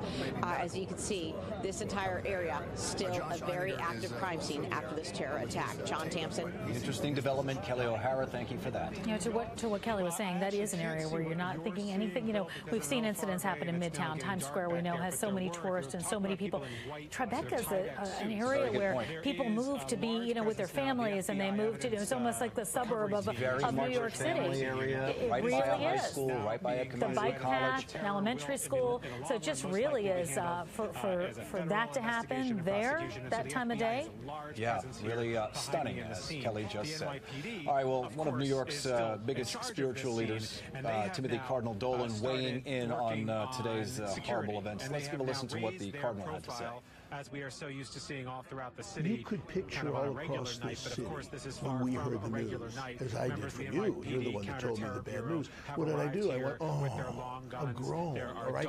We're all groaning because we're just fed up with this sin and this violence and this senseless hatred. And it almost seems to get worse and worse. But St. Paul, who realistically identifies it, this groaning, also reminds us that ultimately God is going to bring redemption dramatically increase its security The only way we keep our hope, Dan, is to know that in the end, today. I do want to show you some video that we have also. Life over the death, suspect. goodness over This was evil, taken all by right? an eyewitness, a Reconciliation student at over Borough Manhattan bitterness. Community College, as all of that's the man apparently after he had rammed. Comforting words from Timothy Cardinal Dolan sitting down with Pix 11's Dan Manarino earlier today. All right, let's go ahead and check back in on the scene out there in Tribeca. Jay Dow has been out there tonight, and obviously this is Halloween night. This is a night that, you know, kids are out in costume, adults out in costume. Jay, can you kind of set the scene exactly where you are right now and what's going on behind you? One was a pellet gun that alludes me what the second Tamsin, we are a block away. We are at the intersection of Greenwich and Chambers. So if you're standing here, and if you look one block going west, you'll see Chambers Street. That's where this all ended. And we heard so much about the number of students and how much worse this could have been in terms of the loss of life. Just think about IS 289, PS 89, Borough of Manhattan Community College right across the street. You have students in a range of ages from to school all the way up to college, and that's not even counting the number of people who walk and bike along the bike path. This is a heavily congested area. Right now we have NYPD out here with long guns, a show of force, if you will. We've already heard and we've been repeating over and over again that the lone suspect, believed to be the only person responsible for this terror attack, declared as an act of terror, is now in custody, shot several times in condition reportedly, but law enforcement confident that the person who was responsible for what happened here, this loss of life, 8 lives, so many others injured, is now in custody. And the parade that so many people like to participate in and watch, the Holloway Parade, is actually obviously going to happen. We've heard Greg talking about that. You have so many other people down here, students who have been here for hours and remained here talking about what they saw, talking about what they heard. We've heard from a woman who was standing here. She heard the gunshots, worried about her family. We had students who were just on the bridge overlooking West Street that connects the other side of West Street, on the side where Stuyvesant High School is, talking about seeing people lying on the ground. We have victims that were all along that bike path, and we've seen the images of those mangled bicycles. And certainly, this goes to the state of mind of people who are living in this city and who work in this city. When we asked them, well, what's the first thing you thought when you heard about what happened, even if they were not here? And they immediately go to terrorist attack. And it's obviously because of what's been happening all over the world. You know, not too long ago, we had an incident in Times Square where a driver went the opposite way up the sidewalk in Times Square, and it was just barreling through crowds of people, and people immediately thought that was a terrorist attack. That turned out to be an isolated incident. But here, what has happened here in Lower Manhattan has been declared 100% a terrorist attack, and obviously this is a unique area in the sense that we have the site of the former World Trade Towers just in eyeshot here. We've heard from more than one person talk about, well, you know, this is so close to what happened in 9/11, and now obviously you have another terror attack here. The investigation is underway to determine exactly what came into this man's mind, 29 years old, who's in custody, what made him want to do this, if he has any other contacts, or if he indeed acted alone, as investigators are saying right now. We're going to be out here for the duration of the evening, talking to people who have family down here, talking to people who witnessed what happened, and we'll bring you much more as the evening unfolds. For now, we're live in Lower Manhattan. Jay Dow, Pix 11 News. All right, Jay, thank you so much. It's interesting to just hear behind him. You hear the police activity, and then you hear kids in the background, too, and families back there in a neighborhood, you know, trying to go about the business. It really is. Let's talk about New York. We've had foiled attempts at terrorism, many of them. We've had botched attempts at terrorism. We've had heroes save the day. We've had amazing NYPD intelligence save the day. This, since September 11th, is the very first terrorist attempt in New York that succeeded in killing people. 8 people dead. Really powerful, powerful day in New York. Mary Murphy here with a little more on that. Well, we were among the first to report that police were leaning toward a terrorism investigation.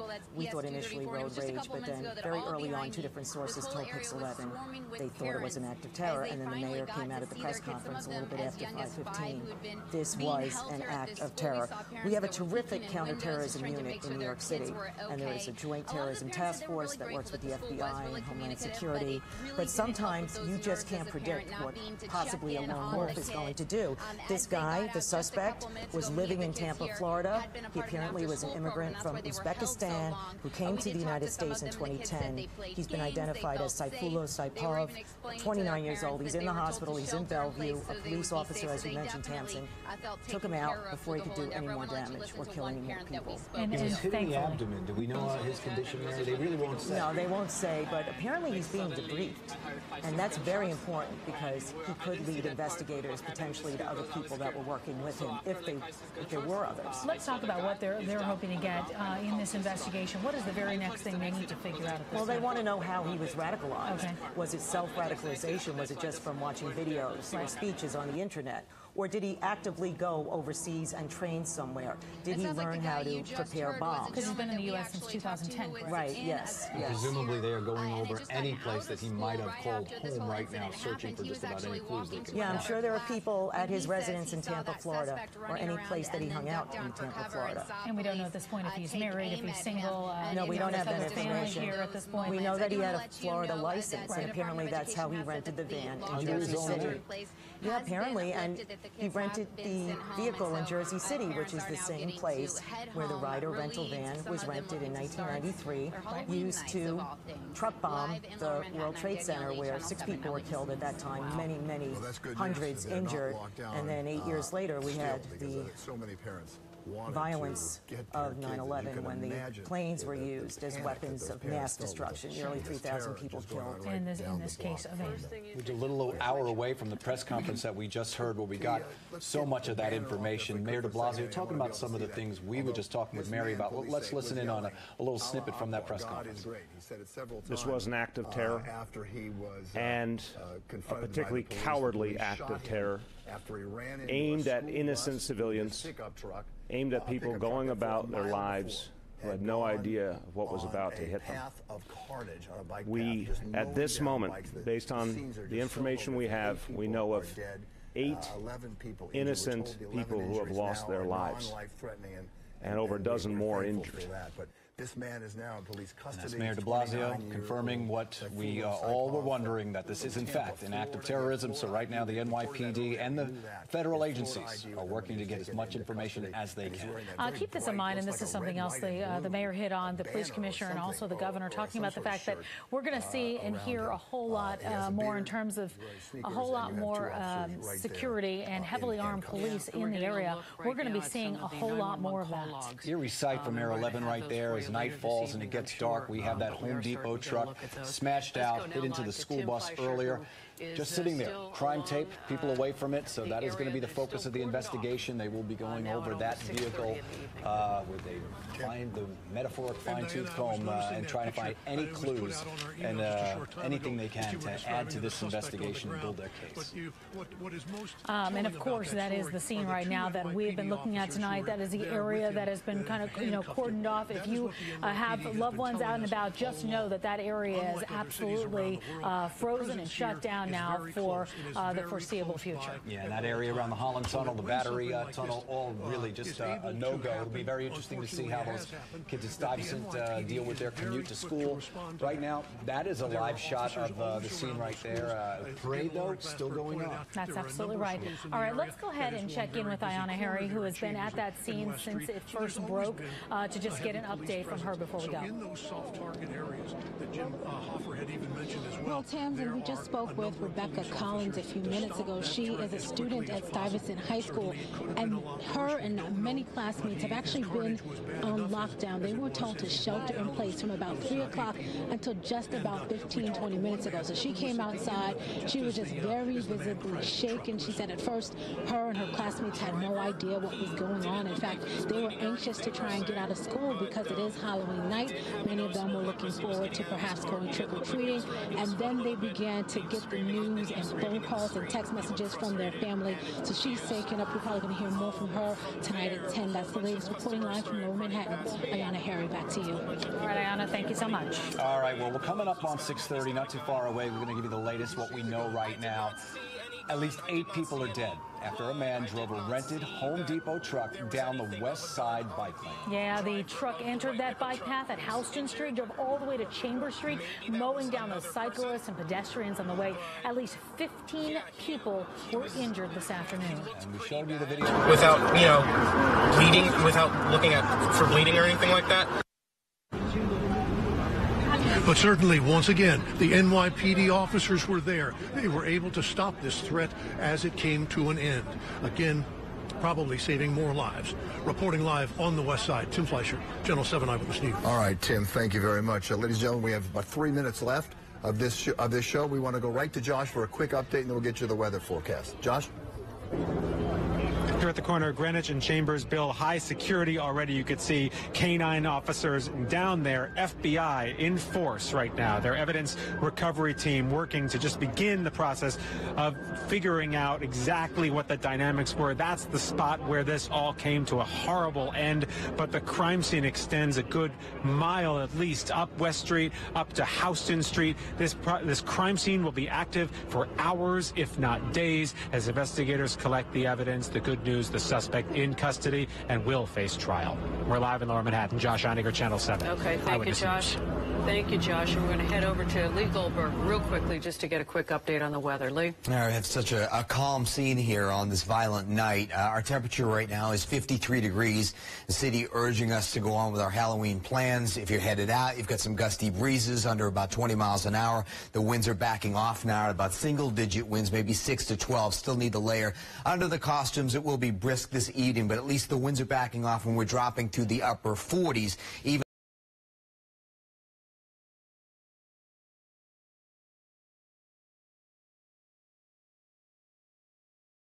Is headed down to the Village Parade route in order to check that out and check out the security measures down there. So that's something that we're also keeping an eye on that. They just recently tweeted that out. But I want to show you what other people are saying on social media as a result of what has happened today. First of all, Twitter.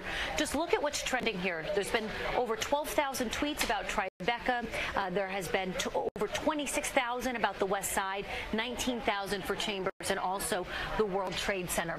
Facebook initially activated the safety check for the incident in New York City. They have since changed it to an incident that is occurring in Kabul. But this is how a lot of people happen to find out about what was going on today if they were working in New Jersey or in another part of the city and not perhaps in Lower Manhattan. This is how they found out, by simply logging on to social media and seeing that their friends had marked themselves it's getting out of control. Something I have not seen in other past incidents, big incidents that we've had here in the city, is that Google Maps has decided to put an indicator in the area to show that the incident occurred there. Perhaps as a way to avoid, to tell people to avoid the area, to avoid the traffic, to let them know that the area is shut down. But I have not seen this before. So right here at Chambers and West, you see West Side Highway, Lower Manhattan incident. And again, this just gives you a lay of the land and just an overview of the scene here. So you have the incident that occurred here right by Stuyvesant High School. Not far away, of course, you have Brooklyn, you have the Brooklyn Bridge and City Hall, and of course you have the World Trade Center. And this entire area all shut down as well as a result. Now let me take you to some tweets if I can. This is one that is making the rounds on Instagram. It was posted by Illmatic NYC. This is a picture of the suspect, that 29-year-old male, on the ground, and he's been apprehended by police. His hands are behind his back. It's a bit of a dark picture. You can see his hands behind his back, his knees are up to his chin, and police are there with him as they load him into the ambulance. As we know from the press conference with the police commissioner as well as the mayor and the governor, he was shot by police and taken to the hospital. I'm going to show you a few other tweets if I can. This one was incredibly chilling when I saw this. This was put out by the Staten Island Advance. At least 6 people were killed and at least 15 people were struck by a rented van near Stuyvesant High School. And then you can just see the bikes scattered all along the bike path. This is an area I know very well, Allison and Ernie. I live down in Battery Park. I take this bike path all the time. It is always busy, and especially on a day like today, you are bound to find multiple people biking along, people walking their dogs, walking their kids, going for a run on the Hudson. It's such a beautiful place to be able to do that. But when you look at this picture, and for me, you know that it's your neighborhood, it certainly puts things into perspective as well. Just a few more to show you. This is the overview of the scene down in the Tribeca. That's the footbridge right by Stuyvesant, and again, all the traffic there, all the first responders, and just an overview of that as well. And this picture was from a little earlier today. This was all basically the principal players being brief before they came out to address the press. You had John Miller of the NYPD, you have the governor, the mayor, the police commissioner, really just making sure that they have all their ducks in a row as they continue to tell us all the latest information. We are continuing to monitor things here, and more video is coming in by the minute. As we experienced earlier, Allison and Ernie, not all of it is unfortunately suitable to show you on TV, despite the fact that it is on social media. We've seen a lot of pictures that, for me, are very reminiscent of the attack in Barcelona, or perhaps what happened in Nice, France, where you just see white sheets covering the victims on the ground, or better yet, you see first responders or just everyday New Yorkers tending to the victims on the ground, and we don't know if those are some of the deceased or if those were the people that were transported to the hospital with the non-life-threatening injuries. So we certainly don't want to show you those, but it is important to mention that there is a very real and very gruesome element to this that is in fact playing out on social media. Send things back to both of you. Thanks, Therese. You bring up such a great point about this happening just where everybody lives and commutes and works and spends their time. You know, I don't know if this was the intended target for this attacker, but, you know, just a simple bike path where the week of the New York City Marathon, so many people are running and exercising, going to and from work or school on what was a very beautiful day. Exactly. The tri-state area just around Manhattan, any and all federal resources that they might need as they continue to investigate this horrific crime. Also, we do not expect the president to speak about this situation tonight. And of course, if that changes, I'll let you know right here. Back to you. Okay, Kevin Corke live on the North Lawn. Kevin, thank you. Just to update you again, this terror attack in New York City as described by the New York City Police Commissioner. A male driving a rented Home Depot pickup truck entered the West Side Highway bicycle path at Houston Street, began driving southbound, striking a number of pedestrians and bicyclists along the route. At Chambers Street, the truck collided with a school bus, injuring 2 adults and 2 children. After the collision, the driver of the truck, a 29-year-old male, exited the vehicle brandishing 2 handguns. A uniformed police officer assigned to the 1st Precinct confronted the subject and shot him in the abdomen. The subject was wounded and transported to a local hospital. Well, it looked like 2 handguns at that time. It turned out to be a pellet gun and a BB gun. As you heard House Homeland Security Committee Chairman Mike McCall say earlier on this program, this event in New York is obviously similar to other recent terrorist attacks that employed the same grisly tactics, using vehicles to plow people down. Chief Washington correspondent James Rosen joins me now from our D.C. newsroom with more on that angle of this day. Good evening, James. Brett, good evening. Officials at the Homeland Security Department and a member of the House Intelligence Committee, in remarks tonight following this massacre in New York, are portraying it as most likely a copycat attack based on similar uses of motor vehicles as weapons in acts of terrorism in big cities. A spokesperson for acting DHS Secretary Elaine Duke, after noting that Duke had been briefed on the attack, stated, quote, "We have recently seen attacks like this one throughout the world." Likewise, Congressman Joaquin Castro, Democrat of Texas and a member of the Intelligence Committee, told Fox News tonight more people are being inspired as lone wolves over the internet. It certainly looks like a copycat thing, but it's too early to make that determination, unquote. Certainly, the use of vehicles to mow down large numbers of people is intensifying. The first incident like this, similar to this anyway, that we can trace was in Chapel Hill in 2006, but it resulted in minor injuries. The first large-scale atrocity that relied on this tactic was back on July 14th, Bastille Day, last year in Nice, France, when a Tunisian national drove a 20-ton rental truck into a crowd, killing at least 84 people. That, too, was an area near water. French officials later said the attacker, who was shot and killed, had become radicalized by ISIS online. 6 months later, Ohio State University witnessed a car attack that killed 11 people. But worldwide attention focused on Berlin on December 19, when another Tunisian national plowed into a Christmas market, killing 12 people. And then, of course, in March of this year, Britain reeled from a car attack on the Westminster Bridge that killed 4 people. The attacker also got out and stabbed a police officer on that occasion. In all, in this country, including this attack, at least 10 ISIS-inspired or Islamist terrorist events have occurred in the last 2.5 years, Brett. James Rosen, live here in D.C. James, thank you. Senior correspondent Rick Leventhal is in New York, standing by with the latest. Rick?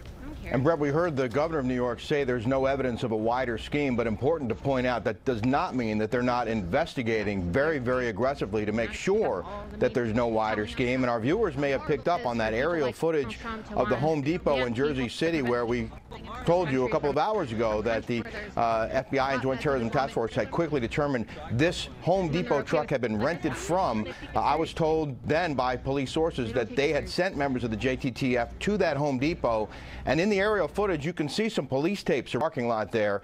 They are very likely looking to see if the suspect drove himself to that Home Depot, left his vehicle in the parking lot, rented that truck, and then drove it into Manhattan. And that may be why those vehicles were surrounded by police tape in that Home Depot parking lot. But authorities confirming are reporting that, in fact, this individual drove onto the bike lane on the along the West Side Highway at Houston Street just after 3 this afternoon, hitting people on their bicycles and pedestrians on that path at a pretty high rate of speed, driving south for 8 or 9 blocks before he hit a school bus, which had been driving along the cross street there at Chambers. And that injured a couple of people and a couple of kids on the school bus. At that point, this suspect then got out of the car and, according to law enforcement sources, yelled Allah Akbar before heading into the intersection, carrying what turned out to be a couple of fake guns, a paintball gun and a BB gun. And that's when authorities shot him. The NYPD, already down there, shot this suspect and sent him to the hospital. And Brett, we should point out, and you're looking at some of the video of him running through the street, he is being treated at one of the hospitals where a couple of the victims were also being treated. But obviously this guy is in isolation. He is under heavy guard, and authorities have a lot of questions for him and are looking for any links to anyone to explain why he might have done what he did. But we heard very clearly from the mayor, from the police commissioner, and from the governor that they do in fact believe that this was an act of terror, and they're investigating as such. We've also talked about increases in security across the city, Brett. And you know, after that incident in Times Square when someone went the wrong way up the street and drove onto a sidewalk and mowed people down there, which turned out apparently to be someone who was under the influence and not a terrorist, they put up barricades in Times Square to block those sidewalks from any other vehicles that might try something like that. But as we could see down here in Lower Manhattan, some of the access to that bike path was still open this afternoon. This person was able to drive that rented pickup truck right onto the bike lane. And you better believe they're going to start hardening those targets, hardening the security at the bike lanes that ring this city, simply because of what this person did this afternoon, Brett. Yeah. Listen, Rick, New York is probably one of the best, if not the best, at fighting this kind of thing. You know a lot of these men and women on that force and in law enforcement. What is their feeling tonight? I mean, is this a sense that this is a one-off, that maybe ISIS-inspired, maybe terrorist-inspired, but that the threat is diminished tonight as they continue with this parade and continue on? Well, certainly the initial reports and the initial word that we've been getting from law enforcement was that they're treating this as a lone wolf, treating this as one sick individual carrying out a sick plot to hurt and kill people on a beautiful, otherwise beautiful afternoon in Lower Manhattan. But they are cross-checking everything. They're scrubbing this guy. They're scrubbing all of his contacts, and they're looking at the rental of that vehicle and any other contacts he might have had with other people to make sure or try to determine whether or not there might be some other sort of plot. And we've been hearing about the Halloween parade tonight in the village, in Greenwich Village in Manhattan. They're going to have sand trucks blocking cross streets, which they've been doing now with some regularity because of vehicle attacks. They're also going to have heavy weapons teams with long guns, snipers on rooftops, and other security precautions that might not have been there a few years ago, but has to be there now, and certainly even more so tonight in the wake of this horrific attack. All right, Rick Leventhal, we'll head back for any breaking details. Rick, thank you. Just moments ago, the president taking to his Twitter account saying we must not allow ISIS to return or enter our country after defeating them in the Middle East and elsewhere. Enough! Exclamation point from the president. Just moments ago. Joining me now on the phone, Matthew Graham, founder of Graham Combat, who currently serves as a civilian defense contractor and a full-time firearms and tactics instructor of protective and low-profile operations. He was also a local law enforcement officer.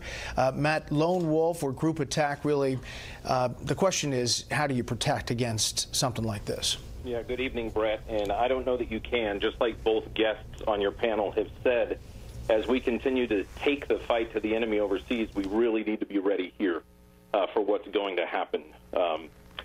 Low kinetics, individual operators, whether they're attributed to a group or not, what we're finding over the past couple of years is that they're able to act at will, and there's not much that we can do to mitigate it. I guess we can take out the internet sites that inspire them at some point. Yeah, but I mean, that's like banning books, right, and talking about ideas. So, I think we all understand that whether you get information off the internet, looking at a website is not something that drives you to strap a bomb on